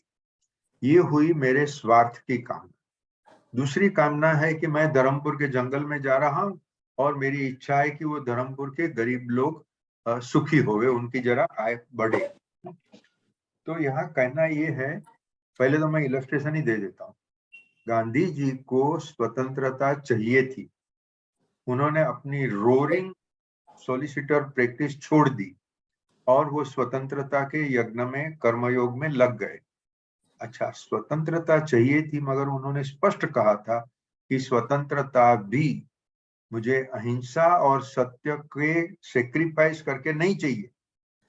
जो प्रिंसिपल्स मैंने लिए हैं कि सत्य और अहिंसा से ही करना है, और ये आगे शायद हमने बात की है कि गांधी जी को तो सत्य और अहिंसा का मैसेज भी गीता में से ही मिला। तो कोई अगर कहे कि गीता युद्ध का शास्त्र है तो गलत बात है। गीता अहिंसा का, सत्य का ही शास्त्र है, और गांधी जी ने स्पष्ट कह दिया। उन्होंने वो और जब उन्होंने कहा कि भाई ये अहिंसा ही मेरा साधन है, तभी उनमें इतनी हिम्मत थी कि 47 में ईस्ट बंगाल में जब इतने बड़े हिंदू मुसलमान रायट्स चल रहे थे, तभी निशस्त्र गांधी जी वहां जाके रहे। और जवाहरलाल नेहरू ने सोचा था कि मैं पूरी आर्मी की फौज गांधी जी की सेवा में लगा दूं, गांधी जी ने मना कर दिया और वो निशस्त्र रहे और वो वहां रहे। उनका उपदेश से, उनके उपवास से वो जगह पे शांति हो गई। तो ये जो उनकी मान्यता थी उसको टोटली कमिटेड रहे, उसका ही ये बेनिफिट। फिर यहाँ कहते हैं कि आप जो भी कर्म करते हो वो करते समय आपको ये हुए भाई मुझे सब साधन सुविधा चाहिए तभी मैं करूंगा। मैं एयर कंडीशन ट्रेन से जाऊंगा या फर्स्ट क्लास के प्लेन में से मुसाफरी करूंगा, वहां ऐसी गाड़ी होगी, इधर उधर घूमूंगा, धूप में मैं बाहर नहीं जाऊंगा। ऐसा काम नहीं होगा। वो तो आपको सब तकलीफ सहन करनी पड़ेगी, मानसिक और शारीरिक सभी कुछ करना पड़ेगा और फ्रस्ट्रेशन भी आएगा।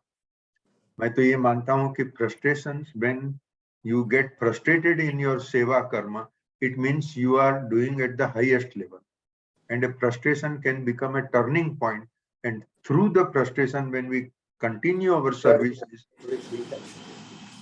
we get really good understanding.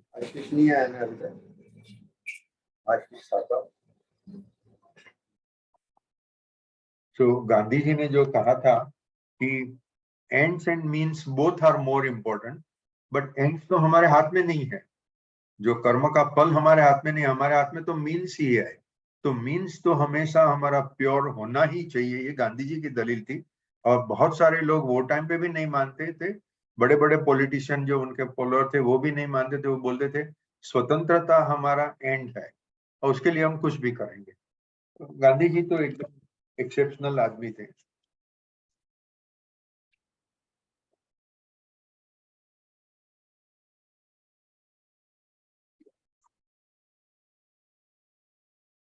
ये राम सुखदास जी कहते हैं कि एक्चुअली अगर हम इसको साहित्य की दृष्टि से देखें ना तो भी बहुत मजा आती है।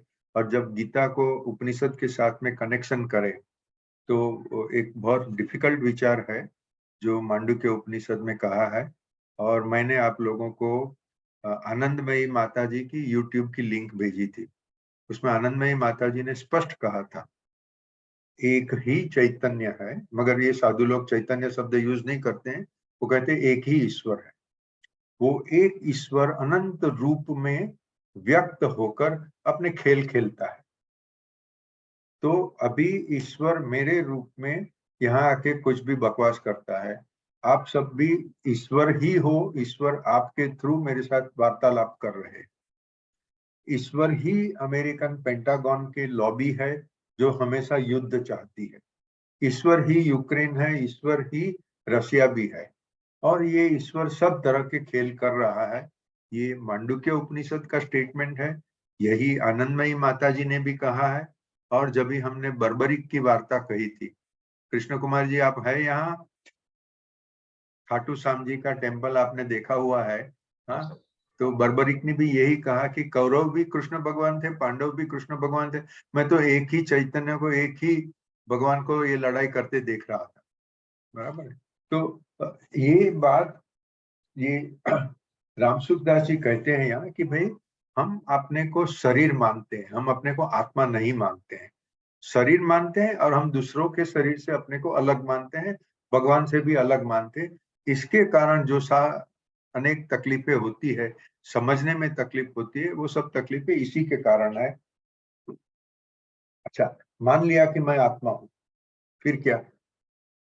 मुझे ये पहले सवाल हुआ था कि जब कठोपनिषद पढ़ा तो वो नचिकेता तो 10-12 साल का लड़का था। वो तो यमराजा के पास चला गया, यमराजा ने उसको ब्रह्म ज्ञान दे दिया, अभी क्या करने का? यार ब्रह्म ज्ञान मिल गया, अभी क्या करने का? मुझे ये सवाल होता था, आप लोगों के पास जवाब है क्या? हाँ, सो जो पहले करता था वही करने का। Exactly, yes. कोई फर्क नहीं पड़ता है, बाहर वाले लोगों के लिए पता भी नहीं चलेगा कि ये ब्रह्मज्ञानी व्यक्ति है। वो तो है, जो व्यक्ति पहले था, 12 साल का बच्चा था, वो घर पे वापस आके ब्रह्म ज्ञान मिला, फिर वापस अपने मित्रों के साथ खेल खेलेगा, अपनी माँ को सताएगा, माँ से मांगेगा खाने का, ये वो सब कुछ करेगा। और बड़ा होके शादी भी करेगा, उसका जीवन व्यवहार भी चलेगा। ब्रह्मज्ञानी की ह्यूमिलिटी, उसकी नम्रता इतनी होगी कि उसके बाजू वाले को भी पता नहीं चलेगा कि ये आदमी ब्रह्मज्ञानी है। मगर साधु लोग आपका तेज देख के समझ लेते हैं कि ये तेजस्वी आदमी ज्ञानी आदमी है। वो इतनी अलर्टनेस बहुत कम लोगों में होती है।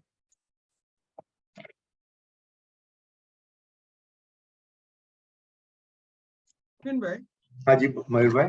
just to supplement, I Hmm. have experienced some people either who come to my home or when I visit them or something. Hmm. So the kind of vibrations which I get, Yes. that is something unexplainable. કે ખબર પડી જાય હમણાં. I just give you just one example. Years back, maybe 2016, I went to New York, America, New Jersey. Okay. So in one of our acquaintance, they took us to their home, and suddenly નાનો છોકરો આવ્યો ક્યાંક બહારથી, એટલે સ્કૂલમાંથી આવ્યો, and he just started playing, hugging us, and laughing and playing. Somehow I felt that this is something different. And I told their parents કે આ તમારા ત્યાં જે આત્મા છે ને બહુ ઊંચો આત્મા છે. તો કે તમને કેવી રીતે ખબર પડી? મેં કીધું ખબર નહીં મને વાઇબ્રેશન. તો કે નહીં, અમને અમારા ધર્મગુરુએ કીધું છે. અચ્છા, ઓકે, બરાબર. કે હકીકતમાં એવું થયું હોય. એટલે તમે જેમ કીધું ને બ્રહ્મજ્ઞાન, એટલે કદાચ they are good souls basically, Yes, correct. You experience through their aura, their vibrations. બરાબર. એકચ્યુઅલી કન્વર્સેશન વિથ ગોડ આ એક વાત ઉપર ખૂબ ભાર મૂકે છે कि આપણે हम लोग बोले हुए शब्दों को ज्यादा महत्व देते हैं, हाँ, मगर हमारे वाइब्रेशन को तो हम एनालिसिस ही नहीं करते हैं। मैं आपके साथ बात कर रहा हूँ, मेरे कैसे वाइब्रेशंस है, क्लाइंट कोई आया, कोई मित्र आया, हर एक के साथ अलग अलग वाइब्रेशन होते हैं। जहां हमारा वाइब्रेशन मैच हो जाता है तो अपनी दोस्ती तुरंत हो जाती है और अपने संबंध लंबे तक चलता है। सो सीडब्ल्यू जी इतना कहते हैं कि आप वाइब्रेशन को देखो, फीलिंग्स को देखो, शब्दों को मत देखो, एक्शंस को मत देखो, उसके पीछे के वाइब्रेशन समझने का प्रयत्न करो। So every human is a transmitting tower. Correct. We transmit our thoughts, our vibrations, our feelings without any saying a word. Yes, absolutely. તમને I have discussed रमण महर्षि, हाँ, तो वो जब भी इंडिया में थे, जिंदा थे, बहुत फेमस थे, जर्मनी में रह के एक आदमी ने उनका पढ़ा होगा तो उसने सोचा ये सब बकवास है, कोई आदमी इतना बड़ा ज्ञानी थोड़ी हो सकता है। तो वो जर्मनी से मुसाफरी करके करके बंबई आया, बंबई से फिर ट्रेन पकड़ के आई थिंक केरला गया। तो केरला वो ट्रेन में से स्टेशन पर नीचे उतरा तो उसको रिसीव करने के लिए रमण महर्षि के आश्रम के 2 लोग खड़े थे, बोले आइए आपको हम लेके जाते हैं। तो वो जर्मन बेचारा, उसको आश्चर्य हुआ कि इन लोगों को कैसे पता हो, मैंने तो बताया भी नहीं था। अच्छा, तो जब महर्षि के आश्रम पे पहुंचा तो महर्षि ने कहा आप लंबी मुसाफरी से आए हो, आप पहले नहा धो लो, खाना वाना खा लो, फिर हम बैठते हैं। तो तभी महर्षि के बैठने का समय हो गया था, मतलब जो उनके भक्त लोग थे सब 25-50 जो भी होगी सब बैठे थे और वो जर्मन भी फ्रेश होके आके उधर बैठ गया। उन्हें पूरा 30 सवाल का लिस्ट निकाला। वो पहला सवाल देखा, इसका जवाब मिल गया। दूसरा, महर्षि ने एक शब्द भी नहीं कहा और वो जर्मन को बैठे बैठे उसके 300 सवाल का जवाब मिल गया। तो ये इतने पहुंचे हुए साधु की ताकत है कि वो अपने वाइब्रेशन से, अपनी वेवलेंथ से या टेलीपैथी से जो भी शब्द हम यूज करें उसको सब समझा दिया, फिर वो आदमी उनका भक्त हो गया। ऐसा नहीं है कि वो चमत्कार के कारण भक्त हुआ, उसने देखा कि रमण महर्षि सही माने में पहुंचे हुए साधु है। In fact, once we were visiting Swaminarayan here, and 2015 was birth centenary year of Swami Chinmayananda. So we had a Jyoti Yatra पूरे all over India में थी। तो one leg was here कि हम वो ज्योति यात्रा स्वामीनारायण धाम में भी ले गए, इधर शाही बाग अहमदाबाद में, and there Swami Brahma Viharidasa spoke, and he spoke about Swami Chinmayanand ji and Yogi ji Maharaj. Okay. And when they met together. अच्छा अच्छा So O Yogi Ji Maharaj did not speak anything other than Gujarati. हाँ Swami Chinmayanand did not speak anything other than English. They both said together how he was saying, expressing how, as if there was not a simple where they did not miscommunicate. How they communicated without any words, how they communicated, they both only know. वाह बराबर से And I have that entire recording of 30 minutes of Swami Brahmagar Das Ji, Oh, where he's oh, speaking oh. about the experience with Swami Chinmayanand Ji and Yogi Ji Maharaj. बराबर. Even Yogi Ji Maharaj, I tell you, many years back that ashram had invited me to advise the ashram on international tax matters, international tax, PEMA, because they have their ashrams everywhere. So before going ahead, my prejudices कि ये संप्रदाय है, ये धर्म नहीं है, एक धर्म के अंदर अलग अलग संप्रदाय करना बराबर नहीं वगैरह वगैरह विचार थे मेरे. तो मैंने तो सोचा था मैं तो प्रॉपर फीस लगाऊंगा, उसमें क्या है, उनको सलाह चाहिए तो मेरी पीए देंगे तो मैं दूंगा सलाह. जब मैं अहमदाबाद गया तो प्रमुख स्वामी जी के सामने बैठा, स्वामी जी थे और दूसरे 20-25 साधु लोग आके बैठ गए थे. तो स्वामी जी को देख के ही मुझे लगा ये पारदर्शक इनोसेंट साधु है, उनको राजकारण से संसार से कोई कनेक्शन नहीं है, वो साधु ही साधु है. फिर उसको संप्रदाय बोलो कुछ भी बोलो गलत बात है. वो मैं 2 ही मिनट में नक्की किया कि मैं इनको फीस तो लगाऊंगा नहीं, सवाल ही नहीं उठता है, और मैं प्रेम से उनको जितनी मेरे से होती थी सब सलाह दे दी. और उसके बाद में तो 10 साल तक मेरा चला ये व्यवहार. तो आई एग्री योगी जी, प्रमुख Swami Maharaj, you are talking of Yogi ji और प्रमुख स्वामी, सॉरी તમારું મ્યુટ છે. Before Pramukh Swami Ji, Yogi Ji Maharaj. Okay, so he must be definitely even better than yeah, but my experience was with Pramukh Swami, he was also great. So it is not our business to judge on a sadhu. We do our kartavya and that is the end of it. अच्छा, अभी मैं थोड़ा digression करना चाहता हूँ. जैसे कि मैं अभी अशोक भाई से सीखता हूँ कि लास्ट टाइम का उनका सेकंड चैप्टर के ऊपर वक्तव्य था, तो he did not restrict himself to second chapter, आगे पीछे ऊपर नीचे सब बहुत सारा उन्होंने अपने को समझाया था. तो मैं भी अभी नील डोनाल्ड वोल्स की कम्युनियन विद गॉड, कम्युनियन मतलब सीधी बात है मोक्ष, ईश्वर के साथ मर्ज हो जाना, ईश्वरी साक्षात्कार करना. उसमें से अभी जो मैंने कहा ये पुस्तक है कम्युनियन विद गॉड, ये मैंने आज से 23 साल पहले पढ़ा था. तभी मैं जो सोच के लिखा था वो मैं अभी पढ़ता हूँ कि ये पुस्तक का मैसेज है active love, love the world and take action to help. ऐसा नहीं कि मैं आपको चाहता हूं तो मैं बैठा हाँ मैं तुम्हें चाहता हूँ, अरे मैं चाहता हूं उसका क्या मतलब. साधु लोग हमें चाहे तो वो अपनी उंगली उठाए बगैर हमारा लाभ कर सकते हैं, हाँ, मगर हम तो गृहस्थ है, हम अगर किसको चाहे तो हमें तो उठ के उसके लिए कर्म करना ही पड़ेगा.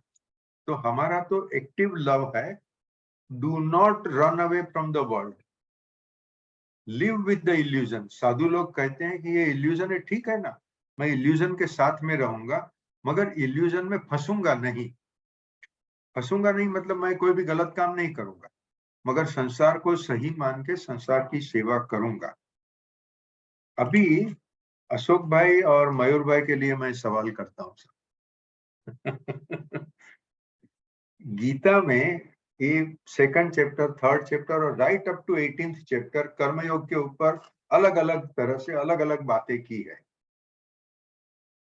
Tell me whether my thinking is right और रॉन्ग कि वो कर्म की बात करते हैं, एक स्टेटमेंट करते हैं, एक प्रोसेस बताते हैं, तुम निष्काम कर्मयोग करो, मगर पूरे 18 अध्याय में कहीं भी प्रेम शब्द नहीं आता है.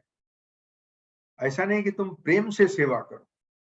जबकि मैं बताऊं कि मैं तो गुजरात में बहुत सारे डिस्ट्रिक्ट में सेवा की है, ओके, और वहाँ जंगली लोग भी होते हैं, आदिवासी भी होते हैं, गरीब लोग होते हैं, बीमार लोग होते हैं, और वो वाडिया गांव है जहाँ वेश्याएं है और वेश्या के दलाल भी है. मेरे दिमाग में सबके लिए प्रेम है, और प्रेम एक्चुअली ईश्वर भक्ति फर्स्ट है लोगों के ऊपर, उसको भी ईश्वर का ही वक्तव्य मान के प्रेम करना है और उसकी सेवा भी करनी है. तो यहाँ कबीर के जो शब्द आते हैं कि पोथी पढ़ी पढ़ी जग मुआ पंडित भया न कोय, 2.5 अक्षर प्रेम का, ठीक है। तो प्रेम सबसे महत्व की बात है, और प्रेम की बात तो कृष्ण भगवान करते ही नहीं है।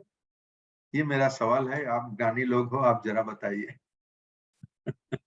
मयूर भाई निकल गए, पता नहीं शायद है नहीं। और साहब सर आप हमको थोड़ा वो दुविधा में डाल दे रहे हैं, आप हमसे सब ज्यादा जानते हैं। વન થિંગ રશ્મિન, हाँ, ભગવાને પ્રેમની વાતો ઘણી કરી છે. अच्छा, ભક્તના લક્ષણો જે કીધા કે આવો જે ભક્ત મને પ્રિય છે, આવો જે હોય મને પ્રિય છે. परफेक्ट। हाँ, અને એટલે મને પ્રિય છે એટલે તમે બ્રહ્મની જ હાથ પર આવી ગયા. અને હા. પ્રેમની વાતનું આખું ચેપ્ટર છે. કયું? સૌમે ભક્ત સમપ્રિય. આ 12મું મને અધ્યાય છે, 12મું અધ્યાય 12મો અધ્યાય છે. આજે મને 12th અધ્યાય chapter. ખબર નથી. 12th chapter. પણ આખી એને બધું આખું વર્ણન કરીને કીધું છે કે આ ભક્ત મને પ્રિય છે, આ પ્રિય છે, આ પ્રિય છે. એ ખરું, પણ તમે હા. જેની સેવા કરો છો, જેમ હમ. ડોક્ટર કોઈ પેશન્ટને ટ્રીટ કરતા હોય ત્યારે એને પ્રેમથી ટ્રીટ કરે, એ એક અલગ ચીજ થઈ, અને એને કમર્શિયલથી ટ્રીટ કરે એ અલગ ચીજ થઈ. અત્યારે અતુલ અંબાવત છે, સમજો વૃક્ષારોપણ કરે છે. હવે વૃક્ષારોપણ એટલે એનું ટાર્ગેટ છે કે મારે 10,000 ઝાડ વાવવા છે, એટલે ગમે ત્યાંથી 10,000 ઝાડ લઈ આવ્યા, લાખ રૂપિયા ખર્ચો કર્યો, વાવી દીધા. એ એક પ્રોસેસ છે. પણ હું એક એક પ્લાન્ટમાં જીવ છે, એ પ્લાન્ટને હું બહુ પ્રેમથી અંદર જમીનમાં વાવું છું અને પછી એનો ઉછેર કરું છું, એક આખી બીજી ચીજ થઈ. તો ભક્ત ઈશ્વરને પ્રેમ કરે એ એક વાત થઈ ગઈ, એને એક બાજુ મૂકો. પણ કર્મયોગી જેની સેવા કરી રહ્યો છે એ લાભાર્થીને પ્રેમ કરે એવા શબ્દો ક્યાં છે? सर जितना मैं समझता हूँ 12वें अध्याय में वो भक्त के लक्षण दिए हैं, जैसे सर ने कहा वो बिल्कुल वहां पे क्लैरिफाइड है। अच्छा, और दूसरा एक सबसे इसके सामने एक काउंटर क्वेश्चन है, क्योंकि पूरे भगवत गीता में जहाँ ज्ञान की बात है हाँ, वहां डिवोशन की भी बात है। What is difference between devotion and love? पहले मेरा काउंटर क्वेश्चन है सामने। there is no difference, but devotion is towards God. Okay. Yes. Devotion, when if I go to Dharampur and meet the tribal, then I say I love them. They are tribals, वो गंदे दिखते हैं, काले दिखते हैं, सब कुछ है, but I still love them. Yes. Then I am serving them. So वो डिफरेंस है. लव हम अपने समानार्थी से करते हैं, या तो अपने बच्चों के जो अपने से छोटे हैं उनके लिए करते हैं. Yes. भगवान के लिए डिवोशन शब्द है. Yes. सब इसके सामने अभी यही बात करेंगे, जब हम इंग्लिश में भी बात करते हैं ना सर, हाँ, what happens in love and what happens in devotion? You always fall in love. yes. You rise in devotion. First point. First point, sir. Now, when we talk about karma yoga, sir. हाँ, जब कर्मयोग की भगवान बात करते हैं, वो क्या बोलते हैं? कर्मयोग की हम जनरली बात करते हैं कि इस तरीके से जो भी साधु हैं, जो संत लोग हैं, उसकी जब कर्मयोग की परिभाषा देते हैं तो 3 एस्पेक्ट से देते हैं. एक उसके तीन फैक्टर्स हैं. कर्मयोग क्या है कि सबसे पहले तो जो आपका कर्तव्य है वो करिए. That is the first aspect of कर्मयोग. आपको और कुछ नहीं करना है, आपका कर्तव्य करना है. दूसरा, जो भी आप वो कर्म कर रहे हैं कर्तव्य, भगवान भी जैसे वो 18वें अध्याय का 66 श्लोक की हमने बात, सब मुझे समर्पित करके करो as an offering to the lord. Correct. Whatever you receive from that action, आपको जो भी उसमें से फल मिलता है, you accept that as a प्रसाद. जब मैं हर किसी की सेवा करता हूँ उस ईश्वर को जान के, और उसमें जब मेरी इतनी डिवोशन है, तो सब जगह तो लव ऑटोमेटिक है. ये एक बात बराबर है, मैं इसी तरह से कर रहा हूँ. मगर कृष्ण भगवान ने गीता में ऐसा कहाँ कहा है? सर ये अंडरस्टूड है, एक चीज ऐसे समझाई नहीं जाती सर. बिल्कुल वो अशोक जी कह रहे हो, बिल्कुल एकदम अक्षर सत्य बात है. क्योंकि डिवोशन के लिए मतलब ये है कि आपका अटमोस्ट फेथ है, अटमोस्ट लव है, सेल्फलेस एटीट्यूड है, वो सब चीज. डिवोशन बहुत ही अलग चीज है सर उसके अंदर. सो वो कवर हो जाता है सर डिवोशन में, जो आप चीज कह रहे हो. ओके, मैं थोड़ा ज्यादा सोचने का प्रयत्न करूंगा, पढ़ूंगा भी अभी. आज ही जाके 12वां चैप्टर भी मैं पढ़ लूंगा, क्योंकि अशोक भाई को मैं बहुत सीरियसली लेता हूँ. उसमें भक्त के लक्षण दिए हैं ना सर, और भी जगह दिए हैं, और वहां पे कहा जाता है कि उसमें 20 लक्षण है. अच्छा, 20 लक्षण में से मतलब हर कोई साधु ये कहता है चूज एनी. अगर समझो जो कोई नया है ना, उसको कहते हैं चूज एनीवन, 19 विल फॉलो. एक प्रिंसिपल पे आप जीना शुरू कीजिए, बाकी के 19 साथ में आएंगे. अरे वाह. बहुत अच्छा है। और इसका रिवर्स भी वैसे ही है सर। हाँ। उसका जो रिवर्स बताया ना आसुरी लक्षण वाले उसके अंदर, हाँ, उसमें हाँ, एक हाँ, आसुरी आते ही फिर बाकी लाइन से सबके सब आ जाएंगे फिर उसके अंदर। बराबर है, बराबर बराबर, ठीक है। तो अध्याय 12 श्लोक 13-14 हाँ। कॉमेंट्री अनाशक्ति योग बाय गांधी जी। ओके। इन गुजराती। हाँ। જે પ્રાણી માત્ર પ્રત્યે દ્વેષ રહિત, સર્વનો મિત્ર, हाँ। દયાવાન, ક્ષમાવાન, हम्म। અહંતા મમતા રહિત, સુખ દુઃખ વિશે સરખો, સદાય સંતોષી, યોગયુક્ત, ઇન્દ્રિય નિગ્રહી અને દ્રઢ નિશ્ચયવાળો છે, એ જ મારે વિશે જેણે એની પોતાની બુદ્ધિને મને અર્પણ કર્યા છે, એવો મારો ભક્ત મને પ્રિય છે. સૌથી પહેલા પ્રાણી માત્ર પ્રત્યે દ્વેષ રહિતની વાત કરી. That is the starting point. એટલે નથી એવું નથી, પણ what તું જે સ્પેસિફિક કે છે કે ભાઈ કहाँ है प्रेम, तो वो तो नहीं है, ऐसा लगता है. Yes, even Atul bhai, same verse I am reading in English. Atul bhai भी ये बात करते थे, हम बहुत बार भी डिस्कस करते हैं कि जहाँ भगवान कहते हैं कि मतलब you can kill them but don't hate them, हम वो hate वाली बात करते थे. वहां पे भी इंग्लिश में अगर पढ़े तो he who hates no creature, who is friendly and compassionate to all. How can you be compassionate? Only when you have love. Can you be compassionate without love?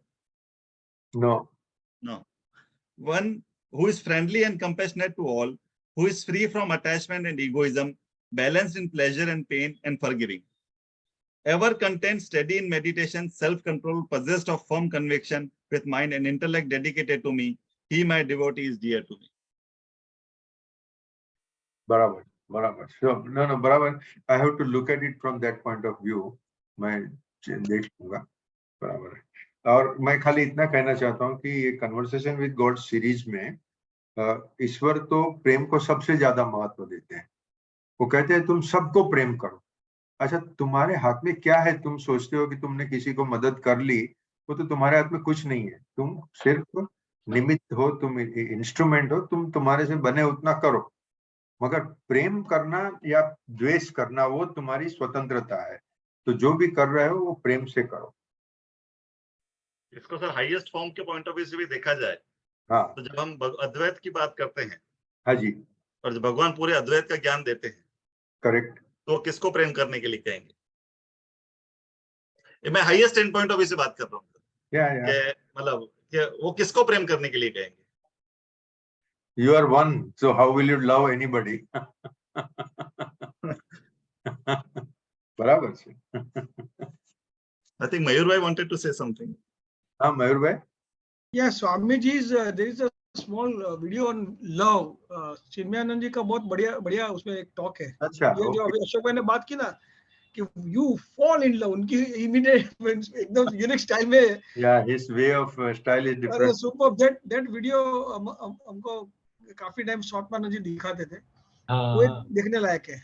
Yes. के would remember के. Yes, I remember. You rise in love. You know, एक बार बोलेंगे स्वामी. Fall in love, rise. जोरदार. Yes, when you rise in love, it's a devotion. वो हमेशा example देते हैं कि आप बोलेंगे that I love this, I love my puppy, I love my chappal, I love my so and so. Do you say that I am devoted to my puppy, I am devoted to my dog?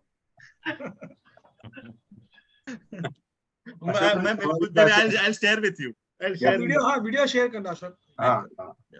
Sir वो एक श्लोक को और उसके एक word को बोलने में वो आधे से 1 घंटे में आराम से मतलब बोले, और आप 1 सेकंड भी ध्यान आपका डिस्टर्ब नहीं हो, मतलब इतने आप एकदम एक्टिव रहते हैं सर. जबरदस्त है सर वो, ये मतलब उनकी खासियत स्वामी जी की. और सबसे बड़ी बात सर, कितने साल पुराने वीडियो इन लोगों ने सहीज के रखे हैं, 30 साल 35 साल 40 साल, एंड वो आज भी उतनी रिलेवेंट है सर वो वीडियो सुनते हैं. बराबर. सब गीता भी आज रिलेवेंट है, तो फिर चिन्मयानंद जी तो रहेंगे, कोई सवाल ही नहीं है. नहीं, चिन्मयानंद जी की बात इसलिए कर रहे हैं कि उनको मान लो हम लोगों ने देखा है, मान लो मैंने नहीं देखा होगा तो आप लोगों ने देखा है. सही बात है. और गीता हमारा फेथ है, गीता हमारा एक विश्वास है, गीता हमारा मतलब अस्तित्व एक तरीके से. दोनों में थोड़ा वो फर्क है. नहीं, फर्क तो है.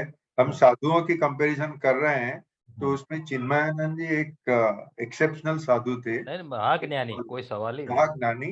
और हाँ। उनकी जो कमेंट्रीज है वो पढ़ने में बहुत मजा आती है।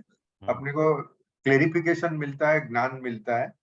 और मैं कोई ट्रिप में यूरोप में गया था, वो जो छोटे से गांव में भी चिन्मयानंद जी का बोर्ड था।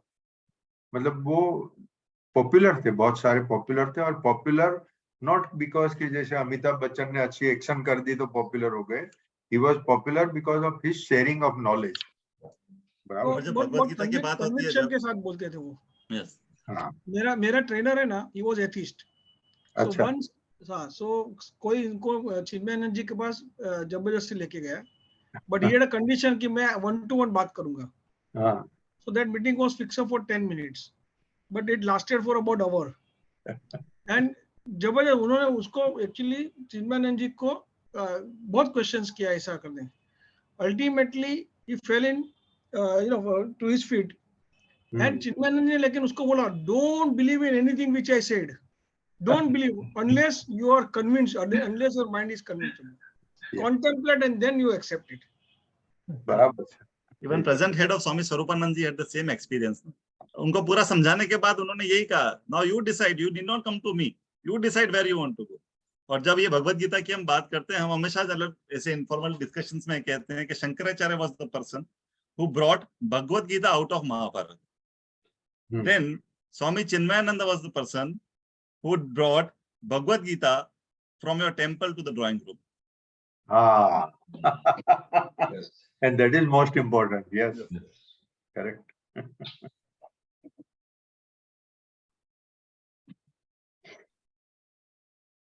सर रामसुख दास जी महाराज को मैंने 2 बार देखा था, अच्छा 30 जी, साल हाँ। पहले 2 बार मिला हुआ उनसे। हाँ, हाँ, मतलब एकदम जैसे जब उनके लास्ट डेज थे ना उस टाइम में, मतलब उसके 5 साल पहले में, एकदम छोटे बच्चे का रूप होता है ना, बाल गोपाल, उस टाइप का रूप हो चुका था उनका। एकदम मुश्किल से कोई 40-45 किलो वजन होगा, और एक लंगोटी पहनते थे, कुछ भी उनकी असेट्स नहीं थे एक तरीके से। और ये सब चीजें उस बीच लिखी गई है, ये सब चीज उस बीच में लिखी जा चुकी थी जो हम चर्चा कर रहे हैं। हाँ, और उनके बहुत सारे शिष्य थे। सिंपल मैसेज था, कोई तमाशा नहीं होना चाहिए, जिस बराबर। वक्त अंतिम सांस लूं, जिस जगह लूं, वहीं पे बस कुछ मिनटों के अंदर सब काम तमाम हो जाना चाहिए। बिल्कुल, ये तो पूरे ऑल ओवर इंडिया में भी आ रहा हूँ, मैं भी आ रहा हूँ, 4 दिन तक जुलूस निकाल रहे हैं, ये कर रहे हैं, तो ये पूरा ज्ञान दिया हुआ बेकार हो जाएगा। कुछ नहीं चाहिए, न कोई मुझे समाधि चाहिए, न कुछ। और संजोग से वो हरिद्वार थे शायद उस टाइम में, मेरे ख्याल से Okay, वहां okay. किया, और उसी रात को पूरा अस्थि विसर्जन होके बी एंड। मतलब कोई तमाशा नहीं, आपको कहीं उनकी समाधि उमाधि कुछ नहीं मिलेगी आपको उनके रामसुख दास जी महाराज। बहुत अच्छा, बराबर है। क्योंकि ये उनका जब भी लिखा हम पढ़ते हैं ना, तभी ख्याल में आता है। एक्चुअली 10 कमेंट्री है, कुछ कमेंट्री में मजा नहीं आती है, कुछ कमेंट्री में इतनी मजा आती है कि हाँ, ये अपने को फिर थोड़ा, जो मैंने पहले बोला कि अपने को साधु नहीं बनना जहाँ है तो एक्सट्रीम नहीं करेंगे, मगर गृहस्थाश्रम धर्म से करेंगे। मगर जो इसके अंदर गीता का मैसेज है वो बहुत बढ़िया तरह से समझाते हैं।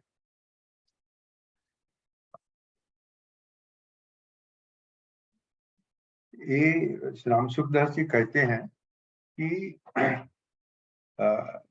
हम कहते हैं कि अगर सेवा करो तो सब कुछ छोड़ छाड़ के पूरी सेवा करो। ओके, तो अगर समझो हम पुरुष हैं, हमारी घर के चलाने की जिम्मेदारी है, तो हमें पहला ही सवाल ये आएगा कि अगर मैं सब काम धंधा छोड़ दूंगा तो मेरा घर कौन चलाएगा। उसके ऊपर रामसुख दास जी ने बड़ी चर्चा की है कि ये सवाल ही निरर्थक है, क्योंकि जो आदमी संसार की सेवा करने में पीछे लग गया, उसने सब कुछ छोड़ दिया, ठीक है, तो ईश्वर उसका जिम्मेदारी ले लेते हैं, उसको रिसोर्सेज मिलते ही रहेंगे। और अपना ये गीता 3rd चैप्टर में ऐसे 2 श्लोक है, वहां स्पेसिफिकली भगवान ने कहा है कि तेरी जिम्मेदारी, तू अगर कर्मयोग कर रहा है तो देवता तेरी जिम्मेदारी ले लेंगे, तुझे कर्मयोग के लिए कोई साधन संपत्ति की कभी तकलीफ नहीं होगी। और यहाँ मैं अधिक कदम और मित्तल पटेल दोनों का अनुभव बता सकता हूँ, क्योंकि मित्तल पटेल ने जब शुरू किया उसके पास एक पैसा भी नहीं था, अधिक कदम ने जब शुरू किया उसके पास भी एक पैसा भी नहीं था। मित्तल ने तो कमाने की जिम्मेदारी नहीं थी, अधिक कदम तो पुरुष है, उसको अपना पेरेंट्स का भी ध्यान रखना था।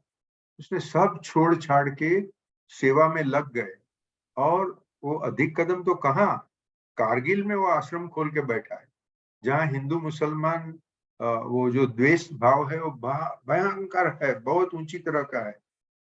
ये दोनों का ईश्वर ने लालन पालन किया है। दोनों का आज 15 करोड़ रुपए का बजट है। जहाँ एक पैसा भी नहीं था, वहां एनुअली 10-15 करोड़ रुपया उनको मिलते रहता है, अपना काम करते रहते हैं। अगर उन्होंने सोचा होता, अगर डरे होते, अरे मेरा घर का ध्यान कौन रखेगा, तो ये हद तक पहुंचते नहीं। आज दोनों एक बहुत हद तक आगे बढ़ गए हैं, अपने अपने क्षेत्र में बहुत सफल भी रहे हैं, और सरकार भी उनका रिस्पेक्ट करती है, इंटरनेशनली उनका रिस्पेक्ट है। ये 20 साल दोनों को लगा है, और इसके लिए लगा है कि पूरी चिंता छोड़ के ईश्वर के शरण में। एक्चुअली तो मेरे हिसाब से मित्तल या अधिक दोनों को जब 20 साल पहले काम शुरू किया तो ये भी सोच नहीं थी कि ईश्वर मेरा ध्यान रखेंगे। ये तो गरीब है, इनकी मुझे सेवा करनी है, ये त्रस्त है, एक्सप्लॉइटेड है, मुझे सेवा करनी है, बस इतना ही ख्याल। और उन्होंने बहुत आगे प्रगति कर ली। हाँ अशोक भाई। बस ये रश्मि ने जो आपने बताया ना कि उसका भगवान ही ध्यान रखते हैं। हाँ इनफैक्ट हम तो कहते हैं कि 9th चैप्टर में 22वां श्लोक है। हाँ भगवान गारंटी देते हैं ऐसी चीज कि गारंटी देते हैं कि दो चीजें इंसान दौड़ता है, दो चीजों के लिए। वहां दो टर्म्स है, एक योग और एक क्षेम। बराबर। योग जो मुझे पाना है, और पाने के बाद उसको जो संभाल के रखना है क्षेम। करेक्ट। तो वो गारंटी देते हैं कि उन दोनों की जवाबदारी मेरी। इवन जो LIC वाला का जो लोगो है उसके नीचे भी योगक्षेम वहाम्यम लिखा हुआ है। करेक्ट। तो भगवान ने तो ये 9th चैप्टर में गारंटी दे दी है कि जो मेरे लिए है और जो मैं मेरे से संबंध रखता है उसका योग और क्षेम का ख्याल मैं ही रखता हूँ। If you pardon me, I will tell you my personal experience. मैं भी जब शुरू में तो मैं भगवान को मानता ही नहीं था, भगवान की हस्ती को ही नहीं मानता था। ठीक है, तो भगवान के शरण में जाने का तो सवाल ही नहीं था। ठीक है, फिर थोड़ा कुछ पढ़ा जब ही, तो जो दिनकर ने अभी सवाल किया ऐसे ही मेरे सवाल आते थे, मैं क्यों शरण में जाऊं, छोड़ो यार, मैं किसी के शरण में नहीं जाता हूँ। ठीक है, मगर जो इंसान सामान्य जीवन जीता है, मतलब मान लो मैं महीने का 50,000 कमा रहा हूँ, ठीक है, मेरी ये कमाई है, मेरा घर चलता है, खाओ पियो मजा करो, उसको जो अनुभव होते हैं वो एक लिमिटेड स्फीयर में होते हैं। मगर जब तुमने ऐसा प्रोजेक्ट हाथ में लिया कि जो आपके बस की बात ही नहीं थी, मैंने जो भी काम सोचा था वो टाइम पे मुझे लगता था ये इम्पॉसिबल है, कभी नहीं होगा। ठीक है, फिर मैंने एक टारगेट नक्की किया कि मुझे 100 आदमी को मदद करनी है। वो करने में जैसे जैसे मैं अंदर डीप चलते गया, तभी ऐसी सिचुएशंस आई कि टोटली फ्रस्ट्रेटेड था, और तभी ऐसी तरह से इतनी इजीली कुछ काम हो जाता था, जो चीज मुझे इम्पॉसिबल लगती थी वो काम हो गया। तो ये जो कहते हैं ना, पंगुम लंघयते गिरम मुकम करोति वाचालम, ये मेरा अनुभव है। अच्छा, और ये अनुभव 11 बार से ज्यादा बार हुआ है, बहुत बार हो गया। अभी मुझे, थैंक यू, अभी मुझे कोई शंका नहीं है, ईश्वरीय शक्ति है। वो ईश्वरीय शक्ति मेरा अकेले का ध्यान रखेगा ऐसा नहीं है। जो भी कर्मयोगी है, सब कर्मयोगी का ध्यान रखने का उसने जिम्मेदारी खुद उठाया है, और वो रखते भी है। और कन्वर्सेशन विद गॉड में कहते हैं कि if you do partnership with me, there is nothing impossible for you. जब आप भगवान से पार्टनरशिप कर ले तो कौन सी चीज इम्पॉसिबल है। तो ये एक्चुअली हम अपनी शक्ति की लिमिट को क्रॉस कर जावे, उसी में मजा है। बाकी शक्ति की लिमिट के अंदर अंदर खेला करो तो उसमें मजा नहीं है, वो आपको ऑर्डिनरी एक्सपीरियंस होगा, और फिर बहुत सारी ज्यादा चर्चाएं होती रहेगी, विवाद होते रहेगा। चर्चा विवाद छोड़ दो, काम करो, तो अपने आप सब दिमाग क्लियर हो जाए। अभी मैं 13वें, एक्चुअली ये जो श्लोक है,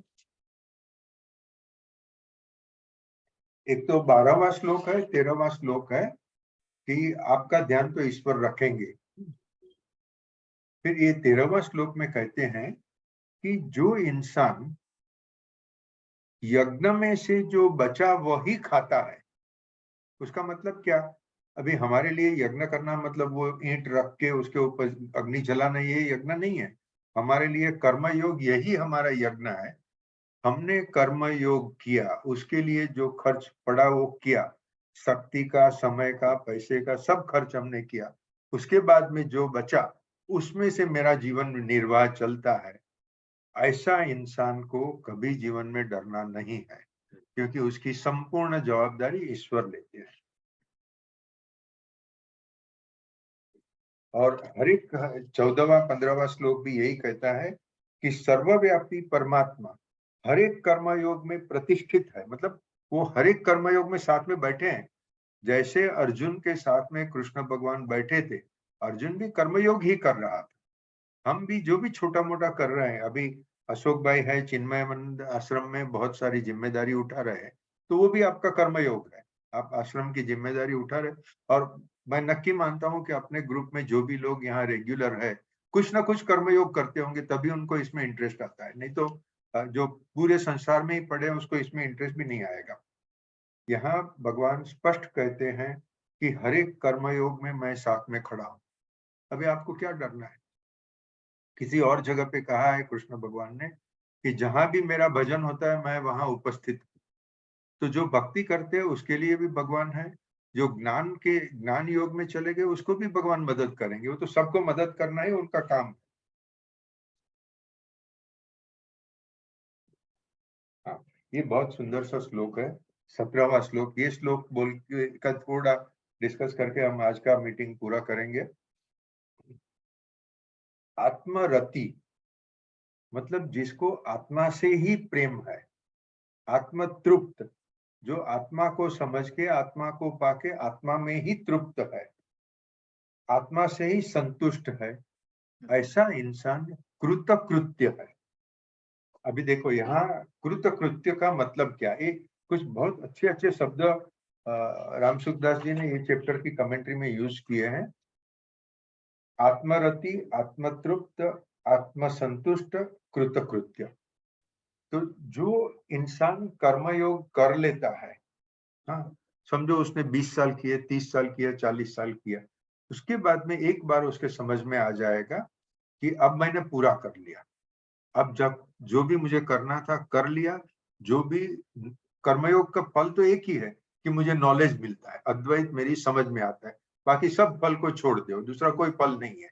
कर्मयोग मैंने जो शुरू किया था या मित्तल ने या अधिक ने किया था, ईश्वर को पाने के लिए नहीं शुरू किया था, कोई ज्ञान पाने के लिए भी नहीं किया था, फक्त गरीबों की सेवा करने के लिए शुरू किया था। मगर उसका परिणाम ये आया कि ज्ञान मिल गया। अगर अभी आप अधिक कदम से, मैं चाहूंगा एक बार अधिक कदम को भी ये मीटिंग में बुलावे, उसको रिक्वेस्ट करेंगे, बोले। उसको तो मैं जब भी पर्सनली मिलता हूँ तो मुझे लगता है ये एक आदमी शांत है। अरे यार, कश्मीर में रहता है, इतने बड़े युद्ध होते हैं जहाँ पाकिस्तानी चाइनीज दोनों की तरफ के एजेंट आके जानबूझकर वहां हुल्लड़ करवाते हैं, वहां ये आदमी रहता है, शांत है। जैसे एकदम साधु पुरुष होंगे, अपने को लगेगा सामने रामकृष्ण परमहंस बैठे हैं या विवेकानंद बैठे हैं, इतना शांत आदमी हो गया। कर्म योग का फल है आपको पूरा नॉलेज मिल जाए। जब नॉलेज मिल जावे तभी आप अपने में ही संतुष्ट हो। जब अपने में ही संतुष्ट हो, कोई कामना ऑटोमेटिक नहीं रहती है। ये कर्मयोग का फल है। साधु जी समझाते हैं कि आपने संसार की कामना किए बगैर कर्मयोग किया तो आपको संसार अपने आप छूट जाएगा और संसार की जगह पर फक्त ईश्वर रहेगा। ईश्वर बोलो, ब्रह्म बोलो, चैतन्य बोलो, जो भी बोलो, और अद्वैत का आपको ज्ञान हो जाएगा। तो वो इंसान को कृतकृत्य बोलते हैं। मतलब उसे जो भी करना था हो गया। कृत मतलब it is a past tense of action. उसे जो भी करना था काम हो गया, बात पूरी हो गई, अब वो शांत है। अब वो करेगा, मगर पहले जुनून से करता था। मैं जो कर रहा था, मेरा जुनून था। मित्तल का आज भी जुनून है कि मुझे इतना करना है, इतना करना है, इतना करना है। मगर मैं अभी शांत हो गया, अभी मुझे जुनून नहीं है। मैं अपने आप को समझता हूँ कि मेरा जो भी करना था मैं कृतकृत्य हूँ। Yes, friends, open for any suggestion from any. We are about 10 people now. Anybody wants to make any suggestion, any comment? नहीं, बस लास्ट में रश्मि भाई एक यही, जैसे हम यज्ञ वाला देख रहे थे ना, इसी में मतलब इस चैप्टर में एक मेरा बहुत फेवरेट वर्स है, वो 10वां है शायद। ये हाँ। सह यज्ञ प्रजा सुष्ठा पुरोवाच प्रजापति अनेन प्रस्य विश्वत्तम एष वस्तुष्ट कामतु। कि जब हम यज्ञ की बात करते हैं और स्वामी चिन्मयानंद जी इसको हमेशा समझा देते हैं कि यज्ञ क्या है, आज के तरीके हम आपको कैसे देखेंगे। He is always used to call it as cooperative endeavor। Okay जब आप लोग इकट्ठा होते हैं, यज्ञ में क्या होता था, लोग इकट्ठा होते थे, एक एक्शन करते थे और देवताओं को खुश करते थे। कि आज के जमाने में, आज उसको रेफरेंस में देखा जाएगा हाँ कि आप इकट्ठा होते हो और इकट्ठा होके अपने कोई भी सब अटैचमेंट छोड़ के आप समाज के कल्याण के लिए जब काम करते हो ना, तो वो यज्ञ है। और जब वो उसका रेफरेंस देते हैं, और यहाँ पे भी वो भगवान गारंटी देते हैं कि ये इसी में आपका सक्सेस है। कि जब इस श्लोक में बोलते हैं कि आप इस जीवन से जीते हो, हर आपका काम यज्ञ के तरीके करते हो, लोगों की भलाई के लिए करते हो, so that will be your Kamadhenu, that is your wish fulfilling cow. तो अगर आप इस तरीके से जीते हो, तो that then you will have that Kamadhenu in your hand. बराबर। ये श्लोक मुझे बहुत पसंद है, इसलिए इट इज इन 10th अध्याय। ना in this 3rd chapter only 10th। Okay, तीसरे अध्याय में 10वां श्लोक। ओके, एक मिनट, yes 10th verse. Okay, I will read. अच्छा, और किसी को कुछ कमेंट करनी है?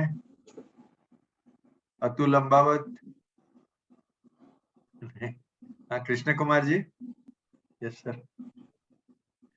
ओके, अभी मेरा ऐसा है कि 99% मेरे दोनों नीज की सर्जरी करवानी है, तो ये होगा मई महीने में। तो उसके बाद में 1 तो 1.5 महीना तो मेरी कोई हालत नहीं रहेगी चर्चा करने की, और 6 महीना मैं ज्यादा रिस्ट्रिक्टेड रहूंगा। तो अगर नेक्स्ट मेरा सर्जरी हो जावे, उसके पहले मई महीने में हम एक मीटिंग कर लेवे, तो उसके बाद में 1-2 मीटिंग्स अशोक भाई और मयूर भाई आगे चलाएंगे। तो मैं इस पे मेरा कमेंट है सर, इस पे कमेंट है। आपने पहले पूछा ना, पहले नहीं, अभी रिप्लेसमेंट માટે જઈ રહ્યો છે? हाँ हाँ, अच्छा अच्छा, હજુ દોડવાનું બાકી છે।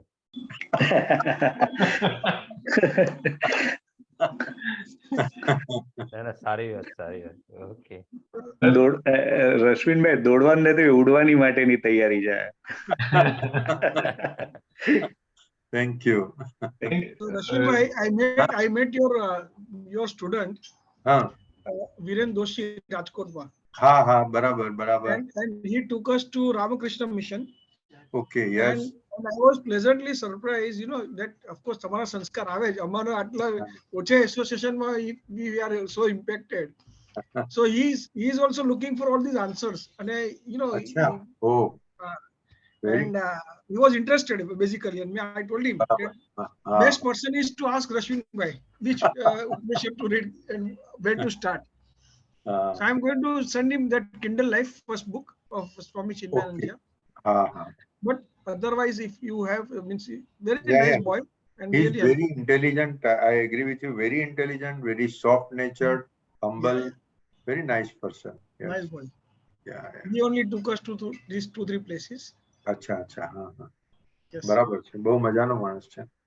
Just Mayurbhai, one thing to share, તમે જે વાત કરી ને, આપણે જનરલ ફોર આપણે મેમ્બર્સ માટે વાત કરી રહ્યા છું। Recently I had an opportunity to converse with Swami Advayanand ji. He is located at Adi Shankara Nilayam at Kochi. So that's the birthplace of Adi Shankaracharya, the maternal birthplace, and he is a scholarly person, Rashmin bhai. Okay. So એમની સાથે conversation થાય કે એમને ખબર કે હું વાંચું છું, આ સ્ટડી કરું છું, because my daughter is studying there. BA. Yeah. So then I conversed, then he sent me a chart that has been designed ke how you should proceed. Okay. પહેલા શું વાંચવું જોઈએ, પછી શું વાંચવું જોઈએ, and just because it's an optional one, I'll share with you or maybe on the group. Yeah, please, you can share with me. How should be the flow and કેવી રીતે વાંચવું જોઈએ, મને એક ચાર્ટ મોકલ્યું તો મને ગમ્યું, that's the reason I'm saying. हाँ, जरूर शेयर करो। Actually a study circle means के everybody is knowledgeable, but by sitting together everybody's knowledge increases. So yes, very good, please. That Swamiji is really a scholarly man. When he teaches, when he conducts his classes, he does it as if a teacher is doing to a classroom. So that's it. Yeah. हाँ कृष्ण कुमार जी, आप कुछ कह रहे थे। हाँ sir, मैं कह रहा था कि पहले बात तो हमें तो लगता नहीं कि आपकी नी रिप्लेसमेंट की सर्जरी होनी चाहिए, पर हो रही है तो अच्छी के लिए हो रही होगी, और अच्छे हो जाएंगे आप, कोई प्रॉब्लम नहीं है। लेकिन हमारा एक्सपीरियंस रहा है सर नी हाँ। रिप्लेसमेंट सर्जरी वगैरह का, हाँ, तो इतना हाँ। टाइम नहीं लगेगा सर आपको कि अच्छा। मीटिंग से हम आपको छोड़ पाएंगे या अफोर्ड कर पाएंगे। तो Agree. मई में भी मीटिंग होगी, जून में भी होगी, जुलाई में भी होगी, अगस्त में होगी, ऐसे ही कंडक्ट करेंगे, चाहे आपका घर हो, ऑफिस हो या कहीं हो, कोई लंबी चौड़ी मार नहीं रहेगी सर, ऐसी तकलीफ नहीं बहुत रहेगी। अच्छे, बहुत अच्छे के जी। इतनी लंबी छुट्टी नहीं देंगे हम। सवाल ही नहीं है सर, क्योंकि हमारी मीटिंग 1 महीने में एक बार होती है, इस बीच में तो दोनों सर्जरी होके एकदम आप एकदम अच्छे खासे हो जाएंगे। आजकल तो वो बहुत आसानी से होने लगी है सर, बहुत एकदम आपका आशीर्वाद के लिए धन्यवाद। नहीं, सही में। और जब तक उड़ने की बात है दशरथ हाँ, भाई, तो हाँ, आपके लिए मैं 2 लाइन गुजराती में है। हाँ, तो वगर पाखे पण उडाणो भरी છે, हाँ, यस, વગર પાખે પણ ઉડાણો ભરી છે, એ हाँ, મનોબળ નથી તો બીજું શું છે? વાહ यस। વાહ, ફાઇન, Very good. સરસ સરસ. Okay, friends, thank you, Okay. everybody. Thank you, thank you, thank you, Thank you, sir. Thank you. Good night. thank you. नमस्कार। नमस्कार, नमस्कार।